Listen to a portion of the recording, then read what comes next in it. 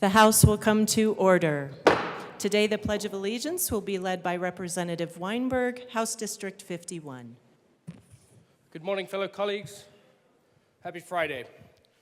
I pledge allegiance to the flag of the United States of America and to the republic for which it stands, one nation under God, indivisible, with liberty and justice for all. God bless America. Mr. Shebo, please call the roll.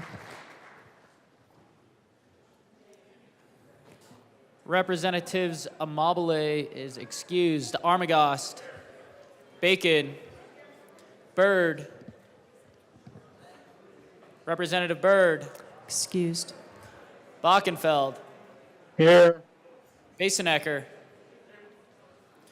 Bottoms. Bradfield. Bradley. I'm here. I'm right here. Brown. Catlin. Clifford. Thank you. Doherty. DeGraff. Degree Kennedy. Duran. English. Rep. English. Excused. Epps. Here. Evans. Frizzell. Froelich. Garcia. Oh, Garcia's excused. Hamrick. Hartsook. He's here. Hernandez. Herod. Rep. Herod. Herod's excused. Holtorf. Judah. Rep. Judah. No. Excused. Joseph. Kip. Leader. Lindsay. Linstead. Luck. Here. Lukens. Lynch. Mabry. Marshall. Martinez. Marvin. Here. Rep. Marvin. Here. Morrow. McCormick. McLaughlin is excused. Ortiz. Here. Parenti. Puglisi. Ricks. Rutinel. Sirota. Rep. Sirota. Snyder. Soper. Story. Rep. Story. Taggart. Titone. Valdez A. He's here. Velasco. Present. Vigil. Weinberg. Weissman. Wilford. Wilford is excused. Wilson. Winter. Woodrow. Young. And Madam Speaker.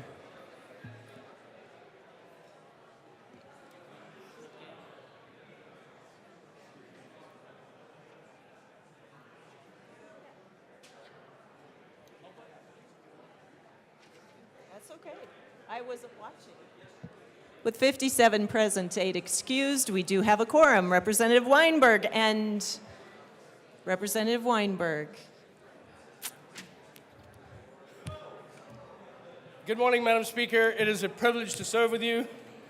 It is a privilege to serve with you. Madam Speaker, I wish the journal be read at no, I'm kidding. Good morning, fellow colleagues. I don't care what you say, yesterday was funny. It was a little bit funny. Deal with it. This is my last chance with you. Just vote yes.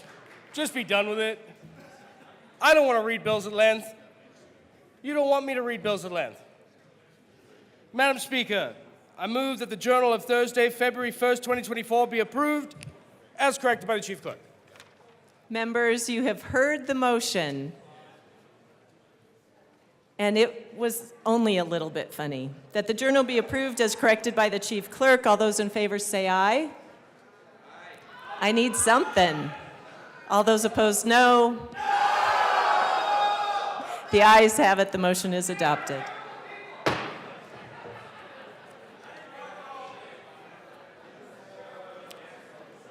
Members, we do have business before us this morning. Ask you all to take your seats.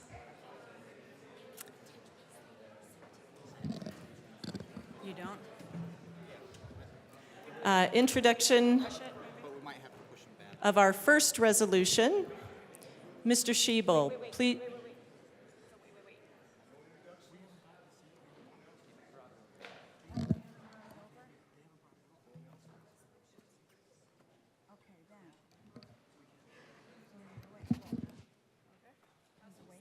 House will stand in a brief recess.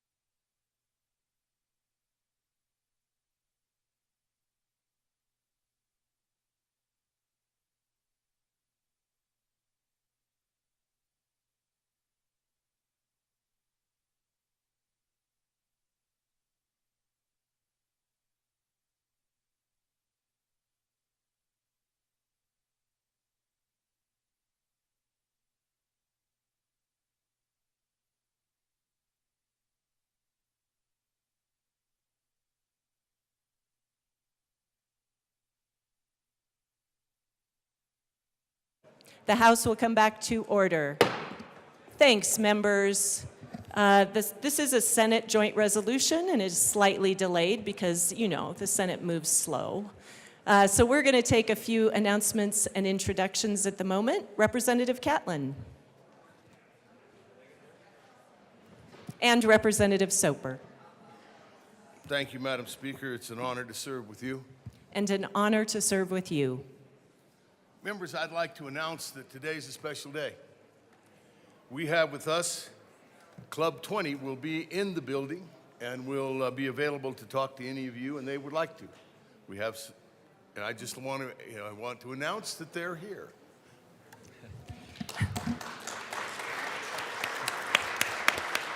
Representative Soper. Thank you, Madam Speaker. And also here with Club 20, we have some former elected officials that are with the delegation. Former Representative J. Paul Brown is here on the House floor as well. And then we have a couple of county commissioners who are up in the gallery. I know from Delta County and a couple of other counties. And I can't quite see that far, I apologize, but please stand. We want to recognize you. Thank you.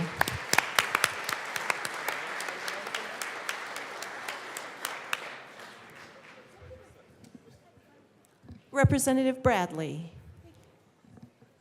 Thank you. I would love for you guys to give a warm welcome to my brother here from Tennessee. And my mom, you can blame her for all the fire that you get up here. Go tell her thank you. Thanks.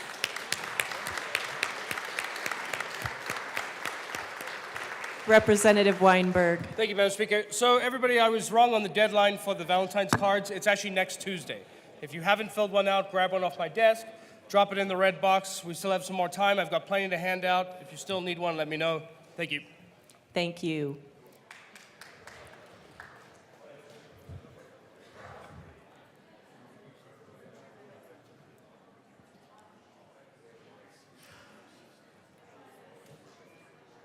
Members, we will stand in a brief recess.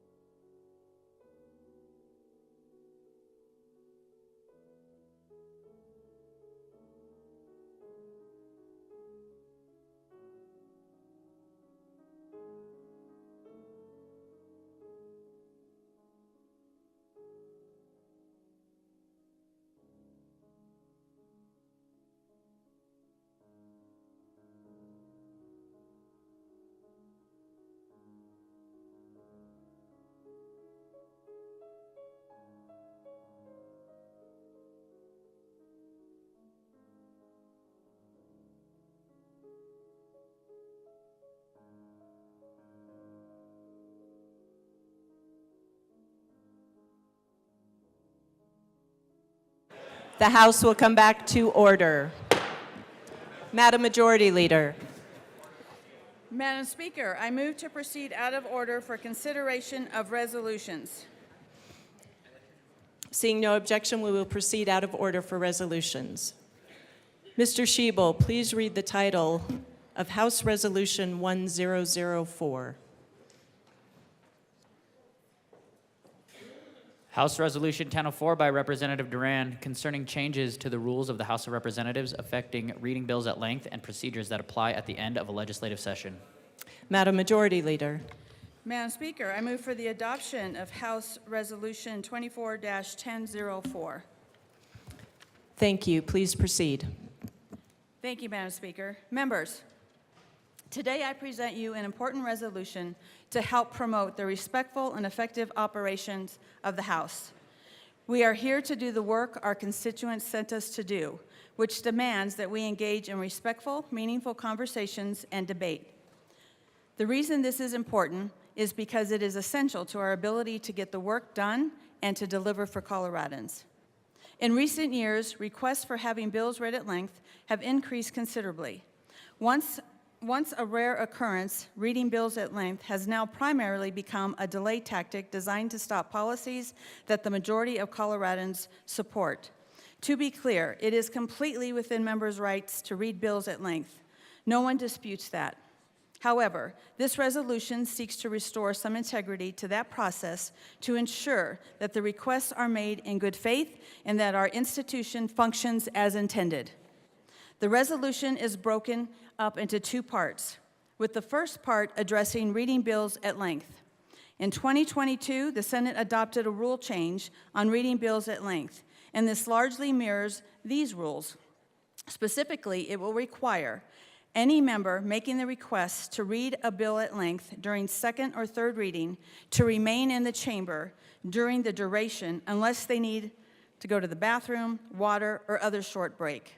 Under this rule, if the member who requests the bill to be read at length leaves the chamber for longer than 5 minutes, then the request is considered to be withdrawn. The rule also allows the majority leader to make a non-debatable motion to lay the bill over to another date or time subject to a vote of approval. It also codifies the electronic reading of bills and prohibits having bills being read by multiple devices or people. It also clarifies that when a request is withdrawn and then made again, that the reading is to be picked up where it is left off. This rule change modernizes this aspect of the legislative process while protecting members' constitutional rights. The second part of the resolution attempts to provide clarity to the body regarding our end of session rules.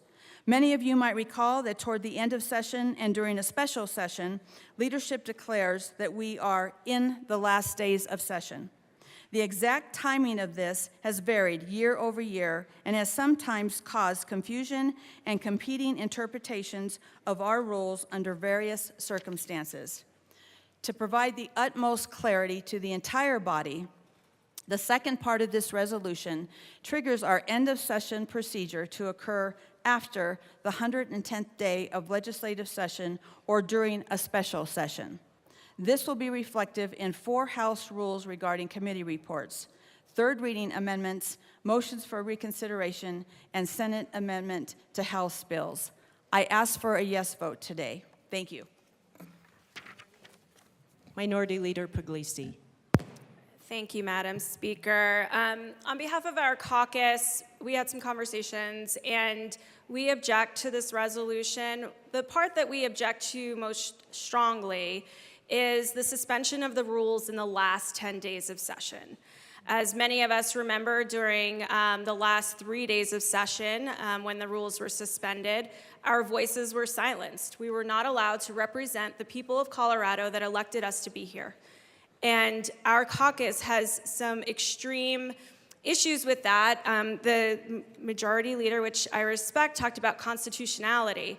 We also believe in the Constitution. We believe in our right to be heard, in our right to represent our people, and our right to be here to advocate for the positions that we feel are really important, and to also try to make bills better. As we remember, in the last 3 days of session, when we were silenced, we were not able to bring those ideas forward. We were not able to make amendments to bills that were important to our constituents, that are important to the people of Colorado. And what you saw was a movement to overturn that law I know we're not allowed to say laws, which law it was, but we all know there was a statewide movement, and the people of Colorado got to speak on that. Except that the people of Colorado don't always get to speak on every single bill that gets pushed through on the last 3 days of session without any rules. And that's not fair, and it's not right. And so now extending that to the last 10 days of session means pushing forward an agenda that we may not agree with or that we may agree with. We have bills that pass in the last 10 days of session too. But I don't agree with the last 3-day rule.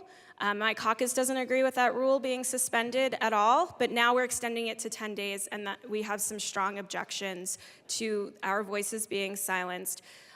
Both the speaker in her opening and the governor during his State of the State talked about disagreeing better. But disagreeing better by suspending the rules and not letting us speak is not acceptable, and we will not stand for it. And we place our objection on the record here today, and we will continue to place our objection. And this isn't a partisan issue. This isn't a Republican-Democrat issue. This is making sure every single one of us gets our voices heard and can represent our constituents in the way that we were elected to do. And so with that, on behalf of my caucus, place our objection to this resolution. I will be voting no. Our caucus, I believe, will be voting their conscience on this. And we object to any future stifling of our voices going forward in contradiction of our constitutional rights to have our voices heard on behalf of our constituents. Thank you. Seeing no further discussion, the motion before us is for the adoption of House Resolution 1004. Mr. Schiebel, please open the machine and members proceed to vote. Representative Bockenfeld, how do you vote? No. Representative Bockenfeld votes no. Representative Epps, how do you vote? Madam Chair, that's the objection to the resolution? Representative Bockenfeld, you have voted no. I have recorded your vote. Can you correct? Was that the objection to the resolution? That was House Resolution 1004. I object to that resolution. Thank you. We have recorded your vote. Representative Epps, how do you vote? Yes. Representative Epps votes yes. Representative Marvin, how do you vote? Yes. Representative Marvin votes yes. Representative Velasco, how do you vote? Yes. Representative Velasco votes yes. Representative Ortiz, how do you vote? Yes. Representative Ortiz votes yes. Representative Luck, how do you vote? No. Representative Luck votes no.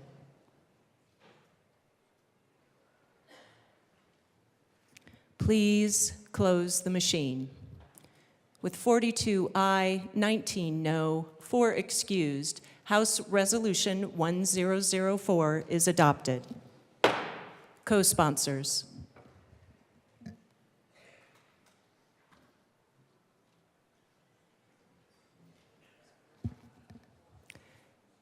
Representatives Velasco, Ortiz, co-sponsor.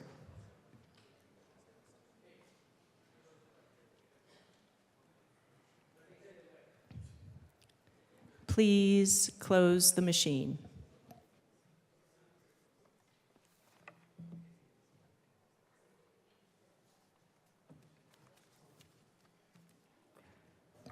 Members, we have a message from the Senate. Mr. Randall. Madam Speaker, the Senate has adopted and transmits herewith The message from the SJR. Senate will be printed in the Journal. Introduction of resolution.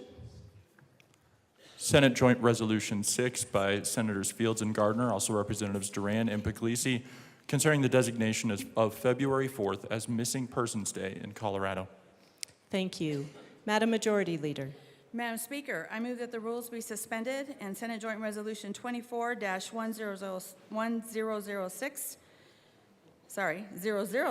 be given immediate consideration. The motion is to suspend the rules for immediate consideration of Senate Joint Rule Senate Joint Resolution 006. All those in favor say aye. Aye. All those opposed? The motion is adopted. Mr. Randall, please read the title to Senate Joint Resolution 006. Senate Joint Resolution 6 by Senators Fields and Gardner, also Representatives Duran and Puglisi, concerning the designation of February 4th as Missing Persons Day in Colorado. Madam Majority Leader. Madam Speaker, I move for the adoption of Senate Joint Resolution 24-006 and ask for it to be read. Mr. Randall, please read our resolution. Whereas, each year hundreds of thousands of families are faced with what former President Ronald Reagan called the stark terror of a unique tragedy, a missing family member. And whereas every 40 seconds, someone goes missing in the United States, approximately 2,300 Americans are reported missing every day, and there are as many as 90,000 active missing persons cases in the United States at any given time. And whereas, as of December 31st, 2023, the Federal Bureau of Investigation reported 96,955 active missing person cases in the United States, with a large portion being juveniles under the age of 21. And whereas, children and adults go missing for a number of reasons. They run away or they wander and become lost.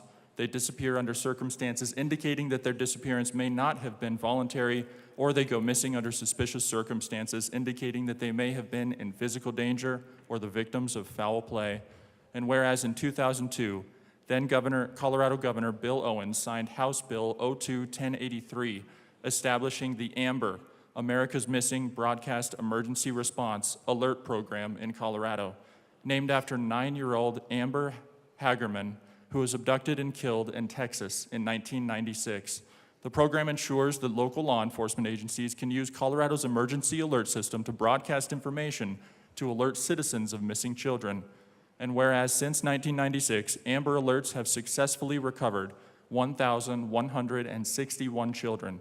And whereas, according to the National Center for Missing and Exploited Children, 359,094 missing child reports were made to law enforcement in 2022. The organization currently lists 58 missing children from Colorado from every area of this state. While all disappeared from their families when they were children, some have been missing for decades. And whereas too many families grieve, hope, and continue to search for missing family members of all ages, and whereas the awareness, support, and efforts of citizens, media, and law enforcement related to the search for missing persons must continue. And whereas the public plays a critical role in the success of the AMBER and other alert programs. As the eyes and ears of law enforcement, they can be on the lookout for missing persons. And whereas the common misconception that a person must be absent for at least 24 hours before being legally classified as missing is dangerous, when there is evidence of violence or of an unusual absence, it is critical that an investigation begins promptly. And whereas new advances in technology must be utilized and made available to locate the missing, and whereas the state of Colorado is committed to the safety and well-being of its citizens, both children and adults, and whereas the designation of Missing Persons Day in Colorado firmly embeds the importance of missing persons and their families and friends in our state calendar and may help raise awareness in cities and states that have not designated a Missing Persons Day. And whereas the designation of Missing Persons Day in Colorado offers a platform to plan events that will connect families with resources to help identify and find their missing loved ones, and whereas the designation of Missing Persons Day in Colorado ensures that family and friends of the missing know that they are not alone in their tragedy, their uncertainty, and lack of closure, which lead to long-lasting suffering and impacts on the health, finances, and relationships of those left behind. And whereas every missing person is someone's child, parent, sibling, partner, or friend, and every missing person deserves to be searched for and found. Now therefore be it resolved by the Senate of the 74th General Assembly of the State of Colorado, the House of Representatives concurring herein, that we, the members of the General Assembly, recognize the epidemic of the missing in the United States as what the U.S. Department of Justice calls the silent mass disaster, and empathize with the ongoing suffering of the families and friends of those who are missing, and that we recognize the importance of raising awareness of the number of people in Colorado who go missing each year, and that we applaud the committed efforts of families, law enforcement agencies, and concerned citizens who work to locate missing persons, that we encourage continued support of initiatives and private and public programs to increase efforts to locate missing persons, that we hereby continue to designate February 4th of each year as Missing Persons Day and support the goals and ideals of this day. Madam Majority Leader. Thank you, Madam Speaker. Members, feel free to sit down. Today is a day of remembrance and acknowledgement of the undeniable hardship and pain families face as many questions about their missing loved ones go unanswered. It breaks my heart thinking about on any given day, there are more than 1,200, I repeat, 1,200 people listed as missing in Colorado. Take a moment, let that sink in. Let that number of 1,200 sink into your mind. Some loved ones return home, some families are left waiting for an update, an answer, a phone call, anything. It's important to recognize the daily strength these families and friends exhibit. They're often left with more questions than answers, and unfortunately, more pain than comfort. Their resilience and courage must be applauded. Today and every day, I offer my support to anyone holding on to hope for a loved one's safe return. And I will continue to fight and make sure you and your loved ones are never forgotten.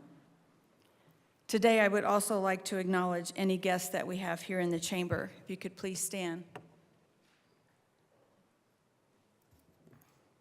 They may still be over at the Senate, so I think, is there some? Great. Thank you for being here.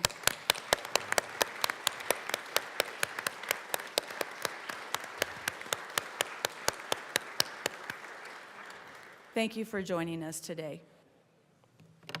Minority Leader Pugliese. Thank you, Madam Speaker. I'm honored to be able to bring this resolution forward with the Majority Leader for the second year in a row. My kids and I, every time we see an Amber Alert, we stop and we pray for those children and pray for their safe return, because that's really important to us, to acknowledge that there are children out there that are lost and need to be found.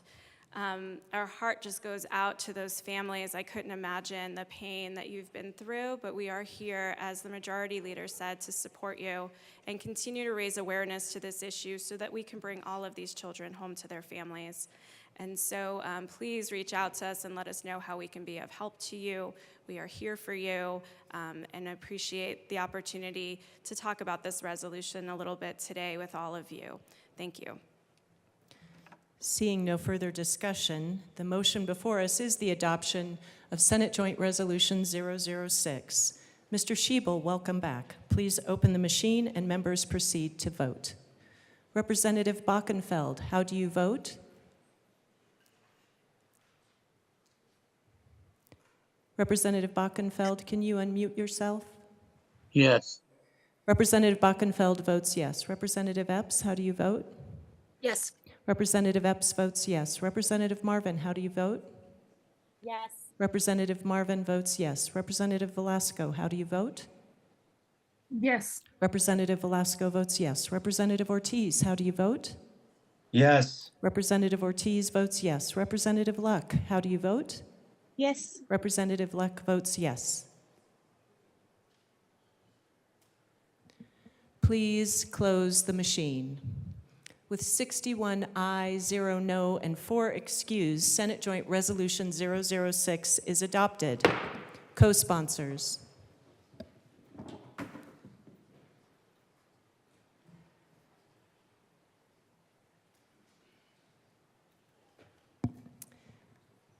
Representatives Bockenfeld, Velasco, Ortiz, co-sponsor.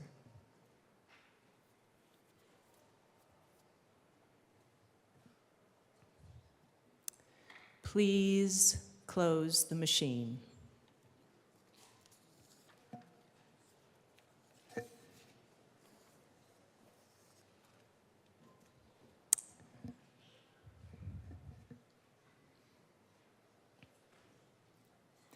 Madam Majority Leader, sorry.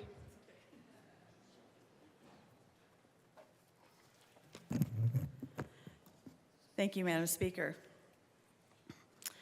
I move House Bill 24-1091, House Bill 24-1007, House Bill 24-1016, House Bill 24-1058, and House Bill 24-1146 be made special orders on Friday, February 2nd, 2024 at 9:45 a.m. Seeing no objection, the bills listed by the Majority Leader will be made special orders on Friday, February 2nd at 9:45 a.m. Representative Basenecker.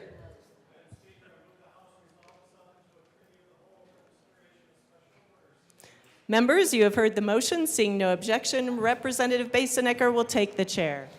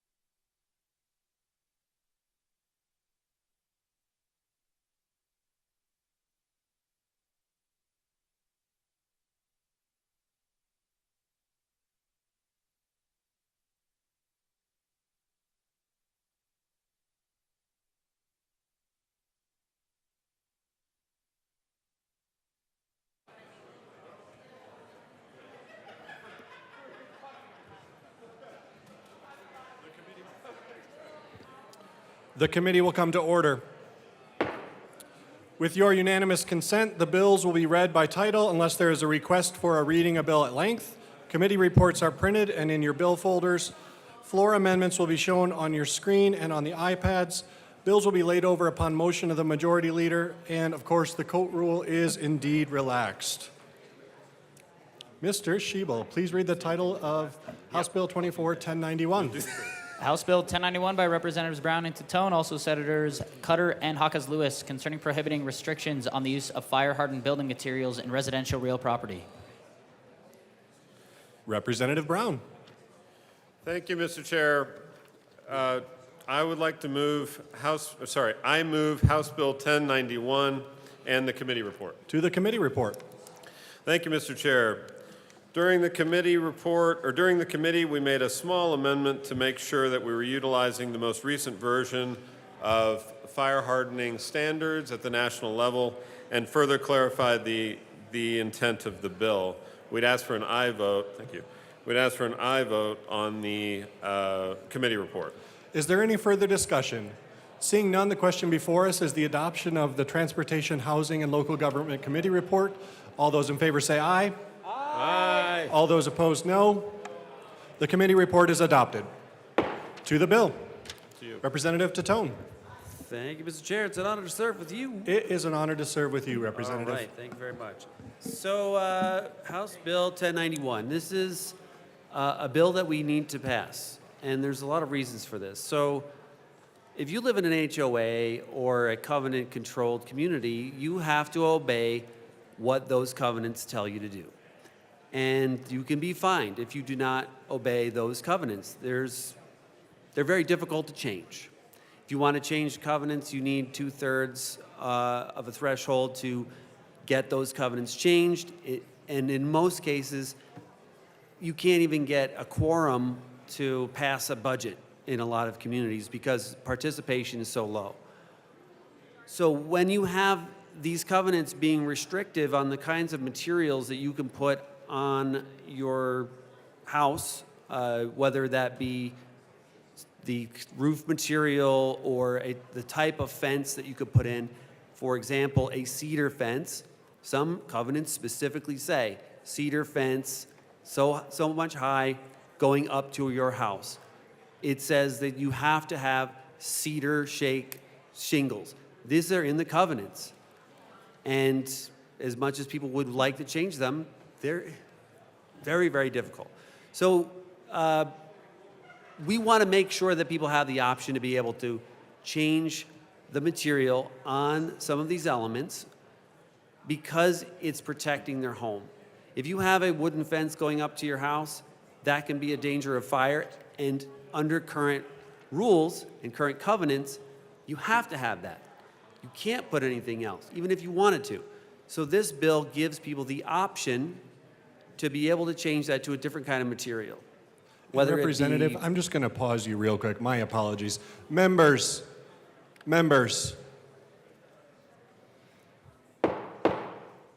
Please take your conversations to the side. Thank you very much. Representative Titone, please continue. Thank you very much. Appreciate that. So having the ability to change that material can protect your biggest investment. And the only way that these communities are going to be able to rapidly do that is through this policy. I will point out that there is a safety clause on this bill, and that's because these changes need to be done right away. My colleague from Boulder County will tell you about the Marshall Fire area and the rebuilding effort that's happening there. And they still have those covenants preventing them from rebuilding their homes and fences in the same way that the covenants say they have to do it, even though they just had their homes burned to the ground because of those priority things that were in those covenants that made them have to have those in the first place. So we want to give those people trying to rebuild the ability to not have to wait to do this. Some people have been waiting a long time to change these materials, to change the rules to change the materials, and this bill will help them achieve that.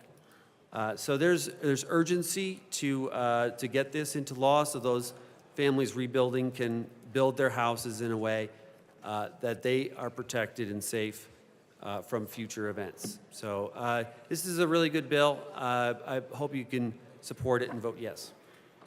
Representative Brown.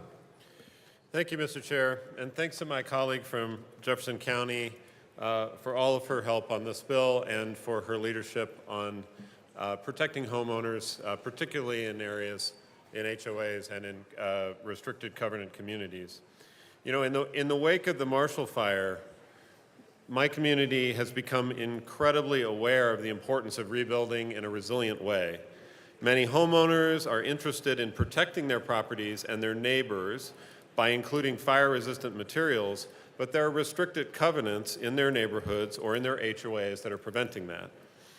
In particular, many HOAs have requirements about fences, as my colleague said, requiring them to install very flammable, very combustible materials either in their fences or on the outsides of their homes.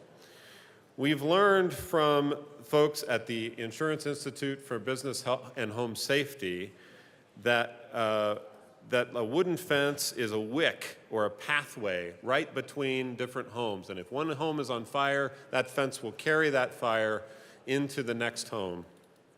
We saw a video in committee of how having even just a little bit of defensible space, a little bit of fire-hardened material between your home and a burning fence can make the difference between protecting your home or having the home go up in flames.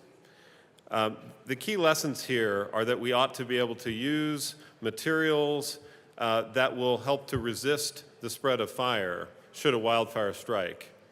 So this bill is quite simple. It makes sure that HOAs can't prohibit someone from using a fire-resistant material in their fencing, siding, roofing, or decking, and other materials. But importantly, it allows HOAs to put in reasonable design standards on these materials, so long as they don't significantly increase the costs or effectively prohibit all fire-resistant materials. We've had a lot of stakeholding on this bill. We have worked with both the insurance industry, fire victims, as well as the HOAs. The HOAs are fine with the bill. I just want to point that out. And it's important. It's an important thing for our community. Our community really has been on a journey, and every step there have been barriers to overcome. It's our goal, my colleague and I's goal, that we learn the lessons from the Marshall Fire, and that we do everything that we can so that no community has to go through this in the same way again. This bill will make sure that people can protect their homes from future fires and make entire communities more resilient. I look forward to the debate today. Thank you. Representative Frizzell. Good morning, Mr. Chair. It's an honor to serve with you. It is an honor to serve with you, Representative. Thank you. So members, I was part of the committee and heard this bill just a few days ago. You know, they do say, there's this old saying out there that fences make good neighbors. And in watching the video that the bill sponsors discussed, in that particular situation, nothing could be further than from the truth, because the speed at which the cedar fence exploded into fire and yet didn't transfer the fire to the house with the unflammable fence between the two was actually really startling. You may have heard me talk about this in the past, or maybe I haven't, but my family was evacuated during the Hayman fire back in the early 2000s. And we lived in an area of Douglas County that was heavily wooded, a lot of shake shingles down there. We were a tinderbox waiting to happen. And thankfully, thank the Lord, the worst didn't happen to us, but it did happen to a lot of other folks who were involved in that situation. These fires are frightening, they are explosive, and they are unpredictable. And so it is really important that if you own property, if you own a home, that you should be able to protect your home. You should be able to do everything you think is necessary to make sure that that investment, probably your largest investment that you have, is secure. So I stand in support of this bill, because this bill is about property rights. This bill is about making sure that you can protect your property and you have the right to improve it the way you want. This bill is also about regulations and removing regulations from homeowners. So I urge and I vote on this bill. Thank you very much. Further discussion. Representative DeGraff.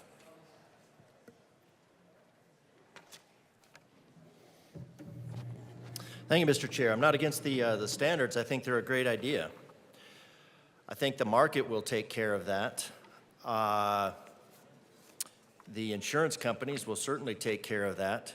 You can't get shake shingles in the state anymore. I don't think your house is insurable if you have shake shingles. It's kind of a non-starter. I had a house that needed shake shingles repaired, and that was pretty much impossible.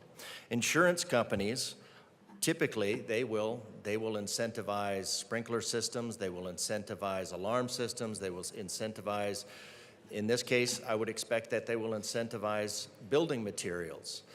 Now, it is about property rights, and it is about the property rights of HOA members. So whatever you think about HOAs, and good or bad, this is not that question.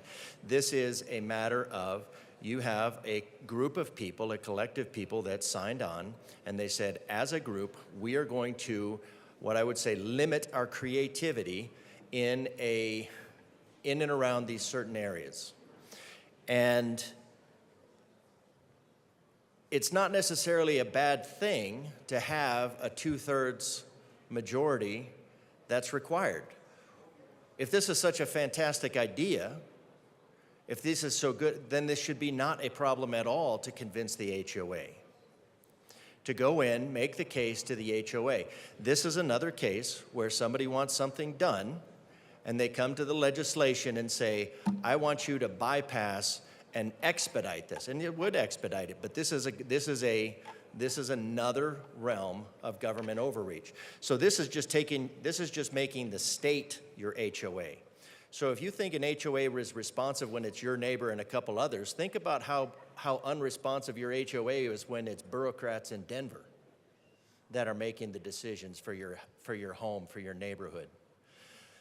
This is making Denver bureaucrats a HOA, giving them influx, giving them further inroads into the zoning, into the inner workings and the agreements of the property owners themselves. This is a property rights intrusion by the state. Of course, the bill sponsors want it to happen immediately. The state wants it to happen immediately. Most of Colorado isn't aware of what's going on in this building. Most of you aren't aware of what's going on in this building. Representative DeGraff. Sir. I'm going to ask you to refrain from statements which imply that members do or don't know what's happening in this building. You are welcome to make I statements, but we statements or you statements regarding how somebody does or doesn't know what's happening in the building. I would ask you to refrain from those. Thank you, Mr. Speaker. I greatly appreciate you paying attention. All right. Most of Colorado does not know what's going on in this building. All of a sudden, they're going to get hit with this. And Representative DeGraff, Sir. again, I'm going to ask you not to assume or imply that Colorado does or does not know what's going on in this building. You may speak to what you do or do not know about this building, but to imply that others don't implies motive, and it needs to be avoided.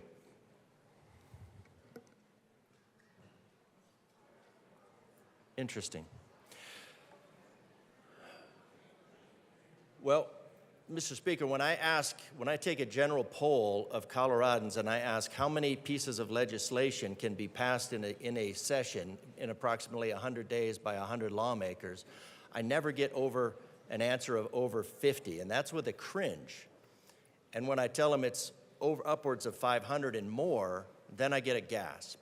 So far, from my, I would say, unofficial polling, that most of Colorado is not aware of 95% of the legislation that is happening. But you're right, that is a generalization. I have not talked to every Coloradan. All right, so what is the real problem with the Marshall Fire and all these really deadly fires? Most of it is the state. Most of it is the state and the abandonment of sound forestry practices. Limiting the maintenance of fire roads, limiting the maintenance of culling dead wood, limiting forestry that takes down old trees and puts new trees in that are growing, that are more water, that have less dead wood.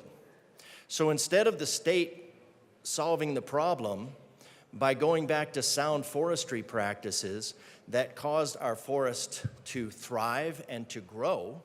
When we started our forest, everyone's like, well, we can't cut down the trees and sequester that carbon. When we started the sound forestry practices, the forests grew, they expanded, they became healthier. Then the environmentalists came in and said you could no longer do that, and they burned and they became unhealthy.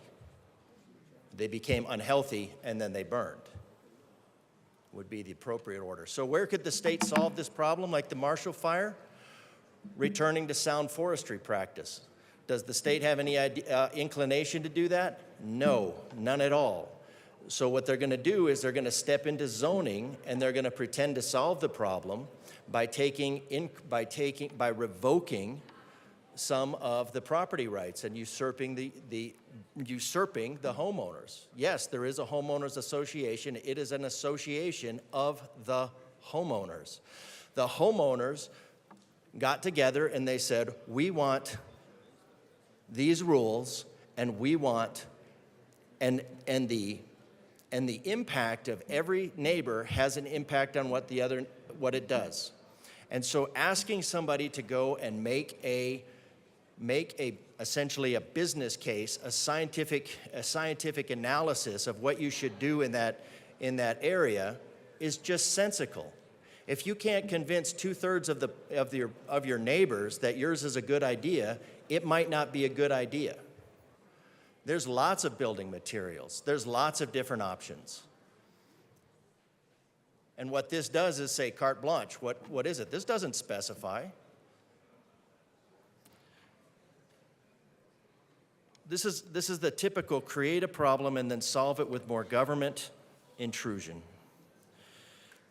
Property rights, HOA members, make sure I covered everything. 2/3 is not. Shake shingles is a non-starter. You can't do that in this state.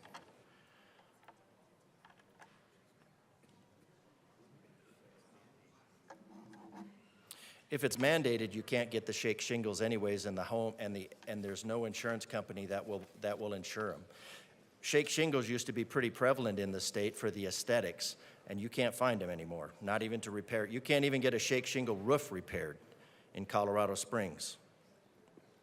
The safety clause is an expedient way to circumvent the needs of the people. It creates an unresponsive government. This rule was not in place yesterday, was not in place last year. Colorado has survived for a long time without it. A safety clause is unmerited. This is an intrusion onto property rights. I recommend a no vote on this bill. Further discussion on the bill. Representative Holtorf. Thank you, Mr. Chair. In analyzing this bill, I came up with a question for the bill sponsors. Because the way I understand this, what it's saying is that if a builder or a subcontractor or an owner who's directing the building wants to use fire-safe materials, that the HOA or municipality or whatever, and I would like the bill sponsors to help define those controlling entities, can not say no. So you have a greater level of fire protection and safety. So I just need that question answered, and I think that will, in my mind, will clear up my position on the bill. Thank you, Representative Holtorf. Representative Brown. Thank you, Representative. I appreciate the question from my colleague from Akron. Yes, your impression of this bill is correct. HOAs, this bill essentially prevents an HOA from having a standard that would prevent you from putting fire-resistant or fire-safe materials on the outside of your home or using those in fencing. So it gives homeowners the options to rebuild in a fire-safe way. It does not require the homeowner to do anything in particular, but it does allow them to protect their home and quite frankly, their neighbors' homes from a fire should a fire happen. So yeah, I appreciate the question, and I really appreciate the debate here today. Further discussion on House Bill 1091. Seeing none, the question before us is the adoption of House Bill 1091. All those in favor say aye. Aye. All those opposed, no. The bill is adopted.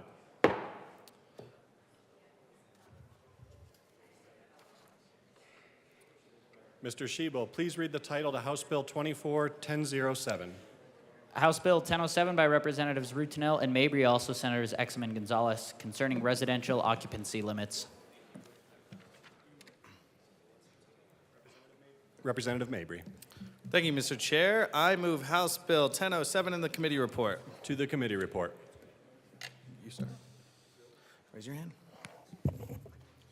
Representative Rutinel. Thank you, Mr. Chair. In the committee, we moved a few amendments. The first one is a short title.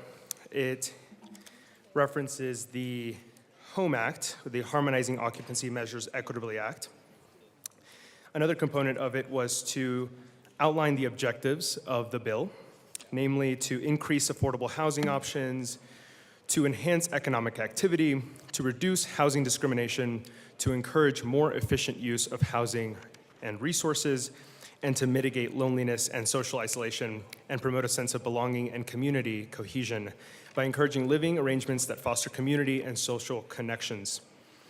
Another component of the bill was to clarify that home rule or statutory counties are included as part of this bill. Representative Mabry. Thank you, Mr. Chair. Members, we also amended the bill to include language in the legislative declaration that clarifies that our goal here is to encourage denser living arrangements and recognize their multiple societal, economic, and environmental benefits. And therefore, we're trying to limit the ability of local governments to impose arbitrary occupancy limits that do not align with these principles. Further, we wanted to clarify that arbitrary occupancy limits restrict housing availability for Coloradans, and that reducing these barriers increase affordable housing options throughout our state.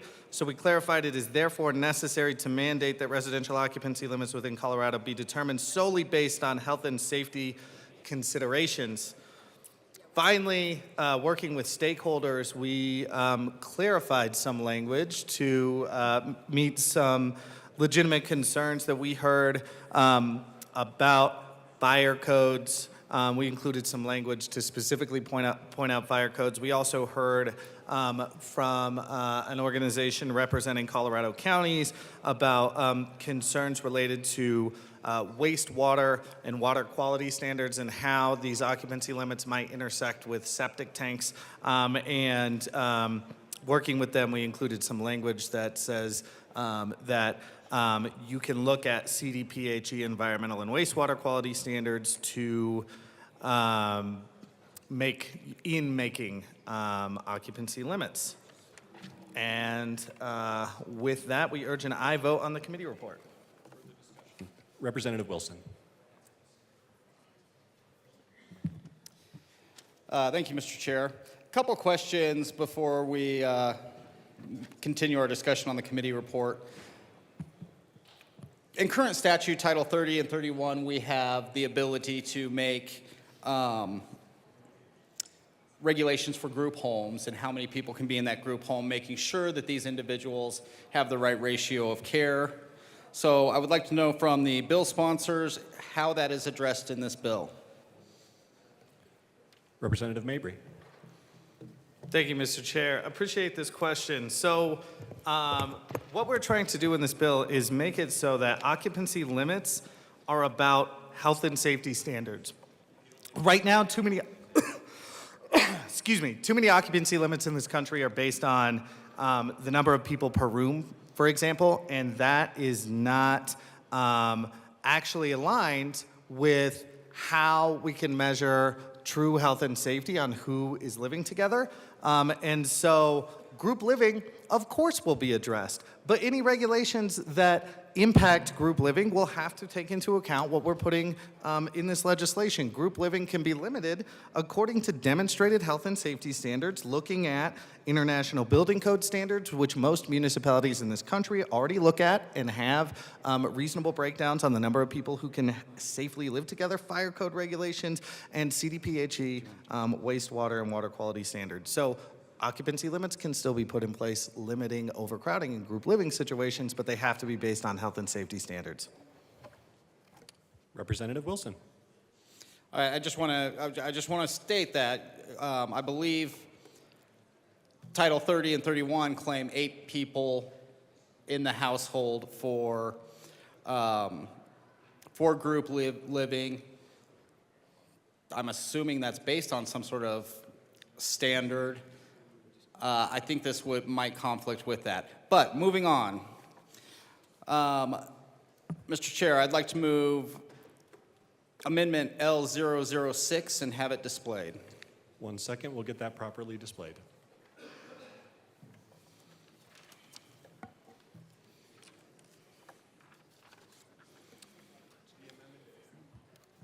The amendment is properly before us. Please proceed. Thank you. Originally, this bill was I didn't agree with the bill, but it was clean, short, and to the point. The ledge deck has been added, and there's a couple parts of the ledge deck that I don't find they're not accurate, they're not necessarily true. One of those items being, in some cities like Denver a couple years ago passed a, by vote of the people, an ordinance to impose occupancy limits. According to this ledge deck, those voters are arbitrary. We want to override what the voters said and put in these occupancy limits. Again, so twice in this, we're saying that voters who have voted on this are arbitrary. The other thing is to reduce housing discrimination, therefore ensuring that individuals, regardless of their household composition, are afforded equal access to housing. This bill does not address rentals. So how on earth does this avoid discrimination if a landlord can still decide who rents his place? Also, we have in the ledge deck, therefore reducing per capita environmental footprint on the household, which aligns with Colorado's commitment to environmental standards. This is actually not true. It is true that in multifamily housing, you can reduce energy cost, water cost. This does not apply to single family housing and how many people are in that housing. You will probably hear that, yes, it does reduce this, but no, that is applied to multifamily housing. So with that, I would ask for an aye vote on L007. L6. Just want to, no, all good. I just want to ask if there's any further discussion on Amendment L006. Representative Taggart.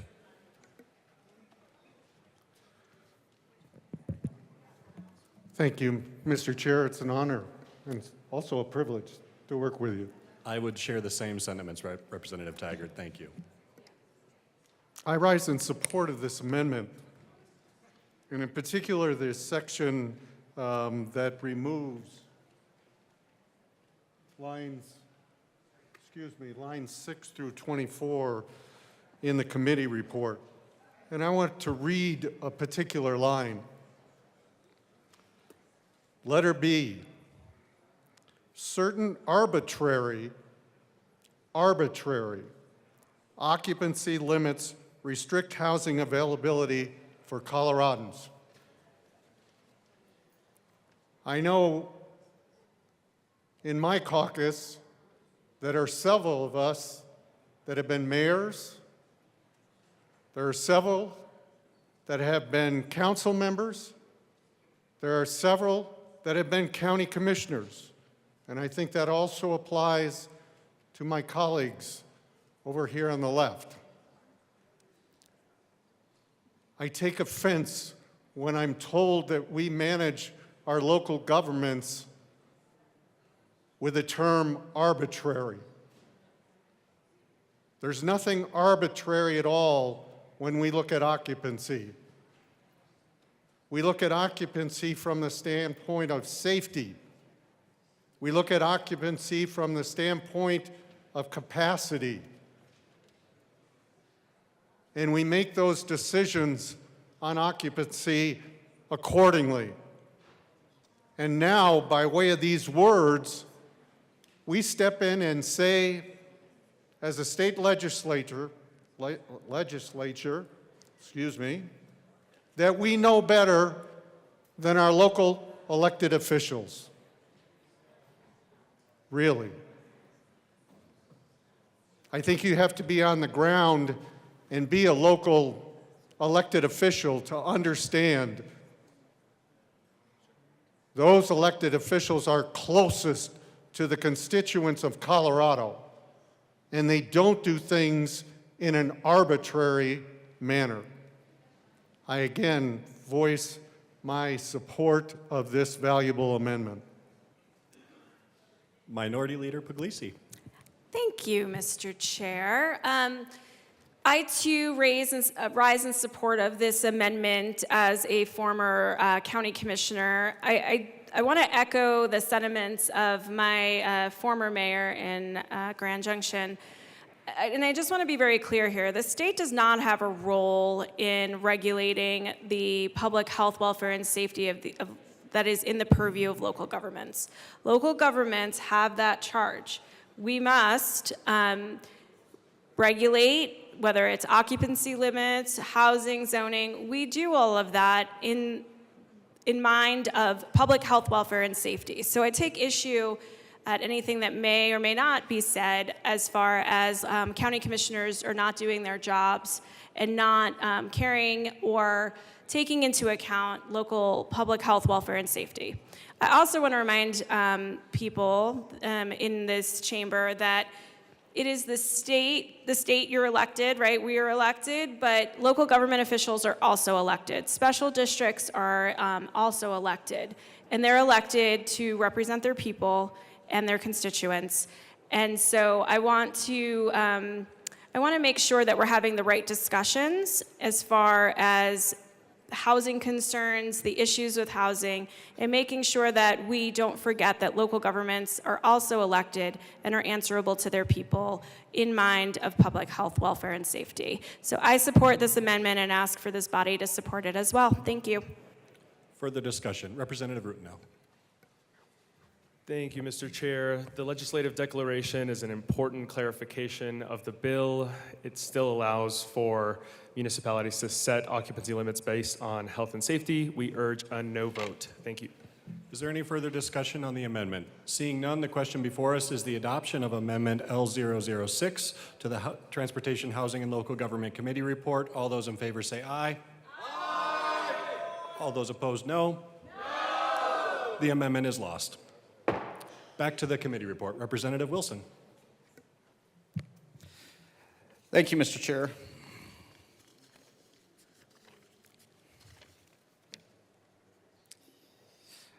Mr. Chair, I'd like to move Amendment L007 to the committee report and ask that it be displayed. That's a proper motion. The amendment is properly before us. Please proceed. Thank you, Mr. Chair. For this amendment, municipalities, counties, cities are all, some of them are all built differently. In my case here, in my community, the wastewater or the sanitation district is not part of the municipality, it is a separate entity. This also goes for some law enforcement agencies and fire districts and water districts. So this amendment adds those as recommendations. So I may, as a former mayor, be able to have my council agree that we don't want occupancy limits, but the water district may say, hey, we're at our max for production. We need to keep to that idea of single, in water words, it's measured as single family equivalents. So we measure our water throughout the community on that number that lets us know how much water we need. If we're at capacity and we start changing the number of people and we don't do anything to control occupancy, we end up with low pressure, no water, other emergency situations. So I would ask that we get an aye vote on this and include those important districts that know where their capacity is at and what they can do, and not leave them hanging out to dry when there's no water or there's lack of capacity in the sanitation district. This also, even those that don't use these facilities, say a septic tank, this can get into your groundwater. There's concern about that if there's too much use and not properly taken care of. So adding these districts, I think, will help keep our communities safe. Assistant Minority Leader Winter, welcome. Thank you, sir. I was a president of such water district, and in rural Colorado especially, a lot of times you have to fight really hard to get the city to allow you to put a private water line in, and you collect water from the city and you pump it out to the private water line. We're actually limited to gallons. So like in my water district, we're limited to, I think it's like 1,200 gallons a month, believe it or not. When I was a kid growing up, my dad actually, when the shower would be warming up, he'd put a bucket in the bottom of the shower to collect the water for the dogs because, just where we're at, we couldn't waste very much water. So I look at just on our water line with the amount of families that we have on that, if there was to be a big increase of people jump on that water line, sure, would there be water there, but it would put us in juxtaposed with what amount of water we're allowed from the city into our water line. So I know there's a lot of little water lines like that in my district where they basically have to go to the city and beg for permission to buy city water. And I definitely could see on our water line if a few of those houses sold and 10, 12 people even show up in that, what it would do to pull on that draw, on that water line. And effectually and possibly could make our contract null and void with the city if we do a big overage on our water. So I'm definitely an aye on this amendment. Thank you. Further discussion. Representative Frizzell.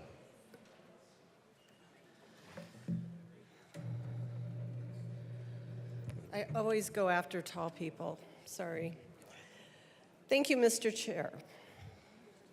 I was in committee and heard this bill as well, and I do want to thank the bill sponsors for creating an amendment that broadened some of the criteria. And I did ask the question in committee, what about water availability? I have been involved over last session and in this session in these conversations around affordable housing and creating solutions for affordable housing. And in my conversations with county commissioners around the state, it has become very apparent to me that one of the barriers to creating affordable housing is this concept of water availability. What I have been told by county commissioners is that they would love to put in high-density housing. They would love to introduce more apartments to their community or condos or whatever they can get, because there are areas of the state that it is critical for the success of the community to provide attainable housing and affordable housing. But the water providers themselves say, how are we going to get there? What are you going to do to incentivize us to provide additional capacity? Capacity is a thing, folks. And so I speak in support of this amendment because water availability is something that absolutely must be considered in this conversation.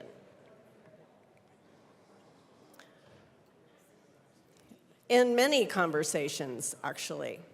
Water availability, if you can't get the water to the property or you're depleting water sources from other properties because of use, creates a crisis situation that then the community has to go in and deal with. We have got to take care of this problem if we are going to legislate. We must take care of this problem. I urge an aye vote on this particular amendment. Thank you for your consideration. Further discussion on the amendment. Representative Holtorf.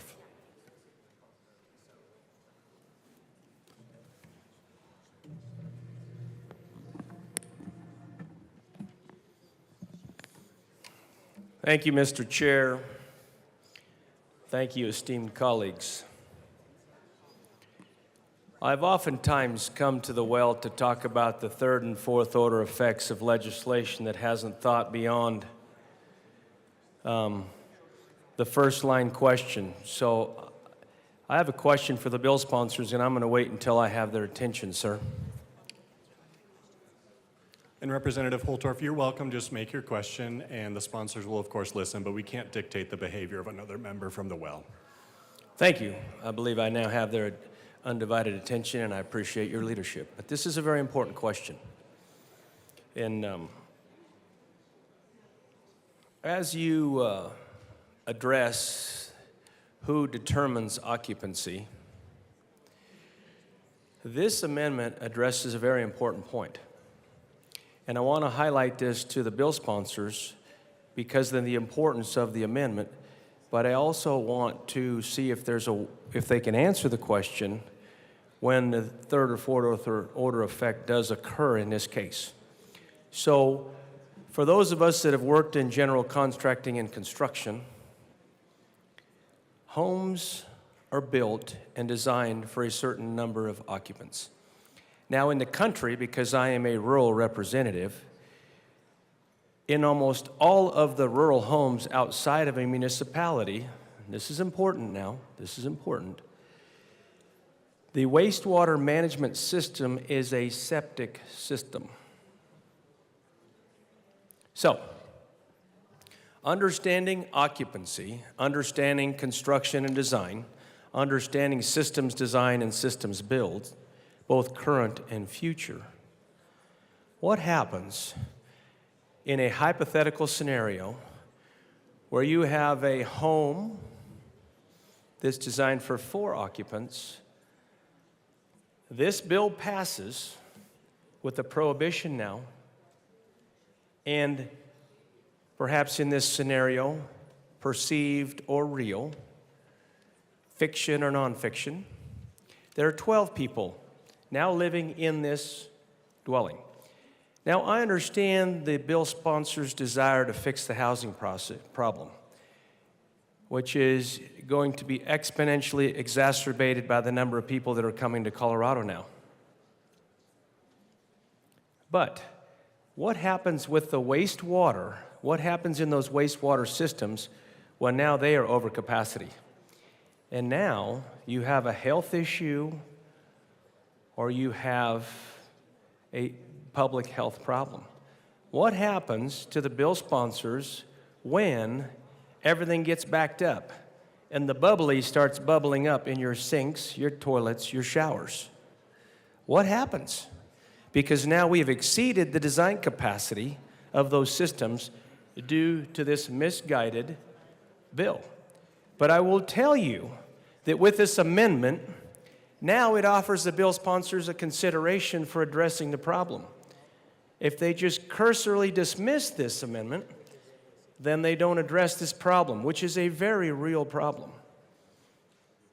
that we will face in this state if this bill moves forward without the amendment. So that is my question, and I would like to get an answer to it because this amendment is very important. Further discussion on the amendment. Representative Mabry. Thank you, Madam Chair. So, to the question, I think it's important to understand what this bill actually says. It is only one page, and the language in this bill is not mandatory. It is permissive. And it says that a local government, when they're making an occupancy limit, may consider these things. And what are these things? Health and safety standards, international building codes, fire code regulations, Colorado Department of Public Health and Environment, wastewater, and quality standards. It says such as. It doesn't say must. There's no mandate here.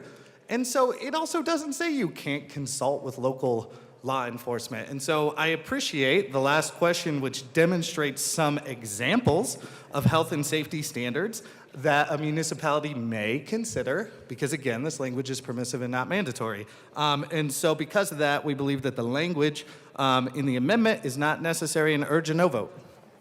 Further discussion on Amendment L7. Representative Holtorf.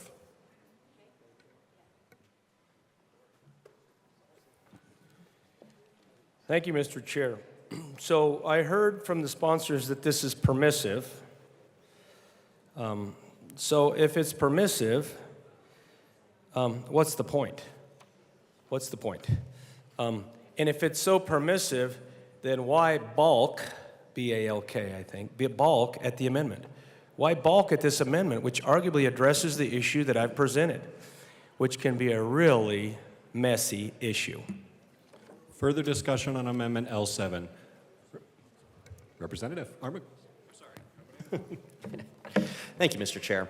I rise in support of this amendment. I think you all know my history, that I worked for a municipal government for 10 years, and I got to do one of the very unique assignments in that capacity, where I was effectively the law enforcement liaison to the rest of the city whenever we would have conversations about some of these broader either land use, occupancy limit sort of things.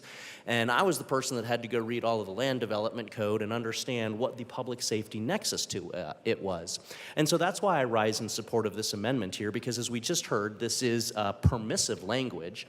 And so to me, then, there seems to be no harm in taking another sentence and a half of text to continue to expound upon the permissivity that's included here in the committee report and then further clarified by the amendment to ensure that stakeholders, key stakeholders, as we've heard, such as fire districts that may not overlap concisely with the city. They may have multiple cities or jurisdictions in their area of service, such as law enforcement, to ensure that they are clearly enumerated as stakeholders in these discussions that are happening. And since we've heard that it's permissive, I would rise in support of this amendment, and I'll tell you specifically why.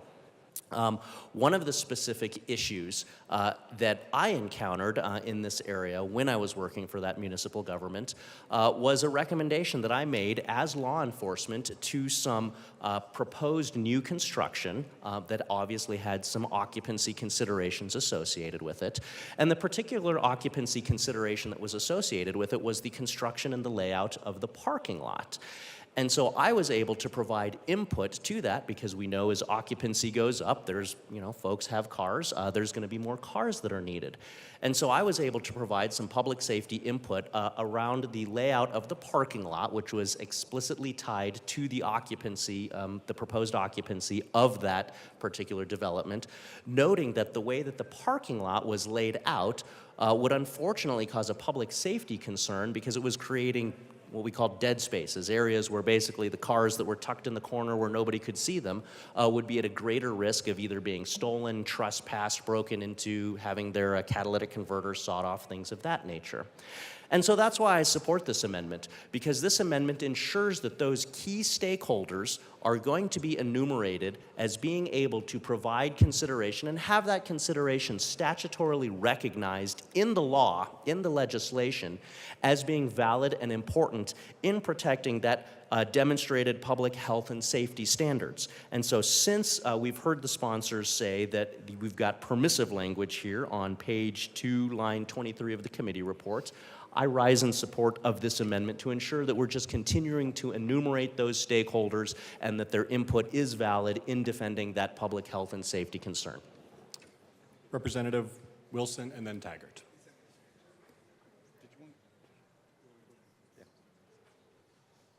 Representative Taggart, y'all are keeping me on my toes. Thank you, Mr. Chair. Again, it's an honor to serve with you. It's an honor to serve with you, sir. I think we have to be careful with our words when we're down here in the well. Nowhere in this bill do I find the word may. Nowhere. I'll tell you what I do find. One sentence on line 11 in the committee report says, "It therefore seeks to limit the ability of local governments to impose arbitrary occupancy limits." In the next paragraph, it says, "It is necessary to mandate," not may, mandate. "It is necessary to mandate that any residential occupancy limits within Colorado be determined based solely on health and safety considerations." I rise in support of this amendment because this amendment adds a key concept.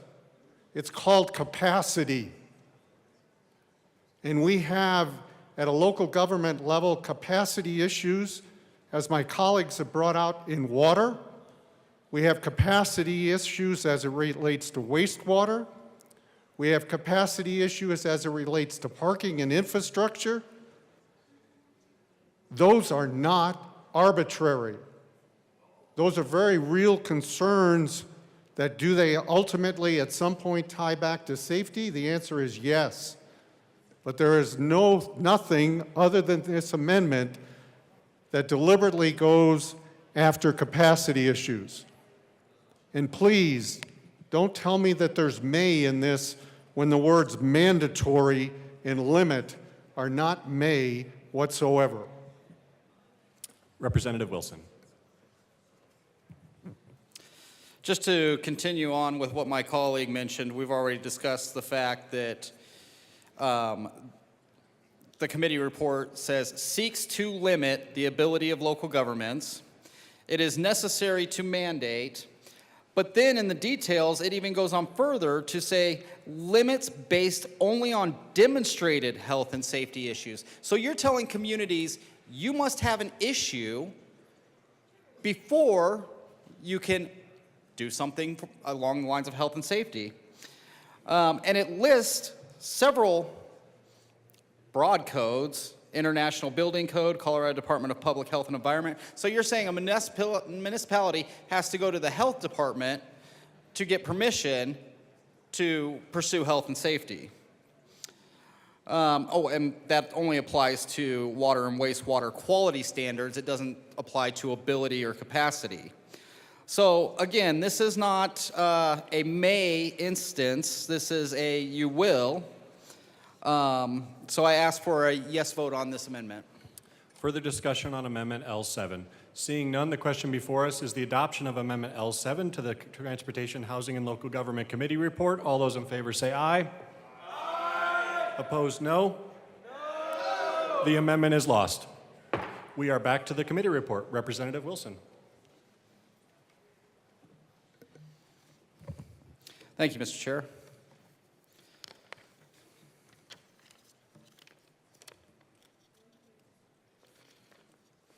Mr. Chair, I'd like to move Amendment L008 and ask that it be displayed. That is a proper motion, and our staff is so amazing, the amendment is properly before us. Please proceed. Thank you, Mr. Chair. Similar to our last amendment, this takes a little bit of the same concept and adds it into another area in the hopes that we will rely on our community experts to give feedback. So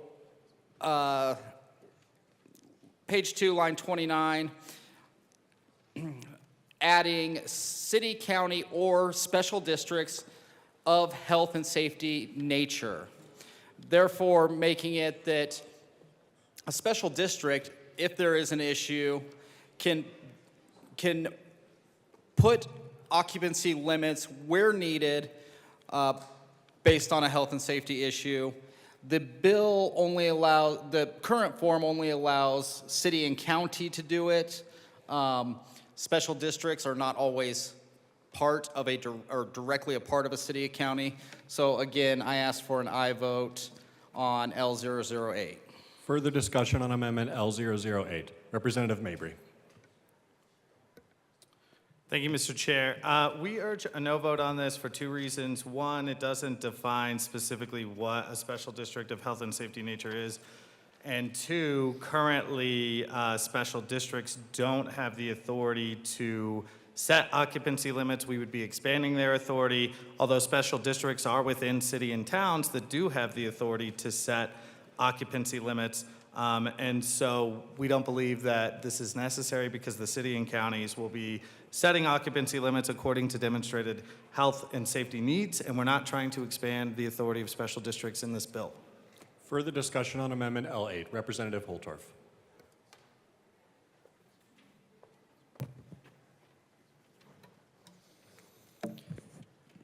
Thank you, Mr. Chair. To the bill sponsors, once again, these local government entities need consideration. This amendment addresses those specifically with respect to health, with respect to fire,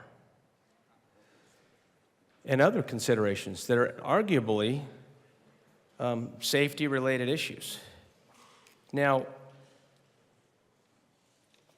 we talk about public health. We talk about public safety. We've had those conversations here. We've talked about fires. We've talked about the Marshall Fire. We've talked about all these things.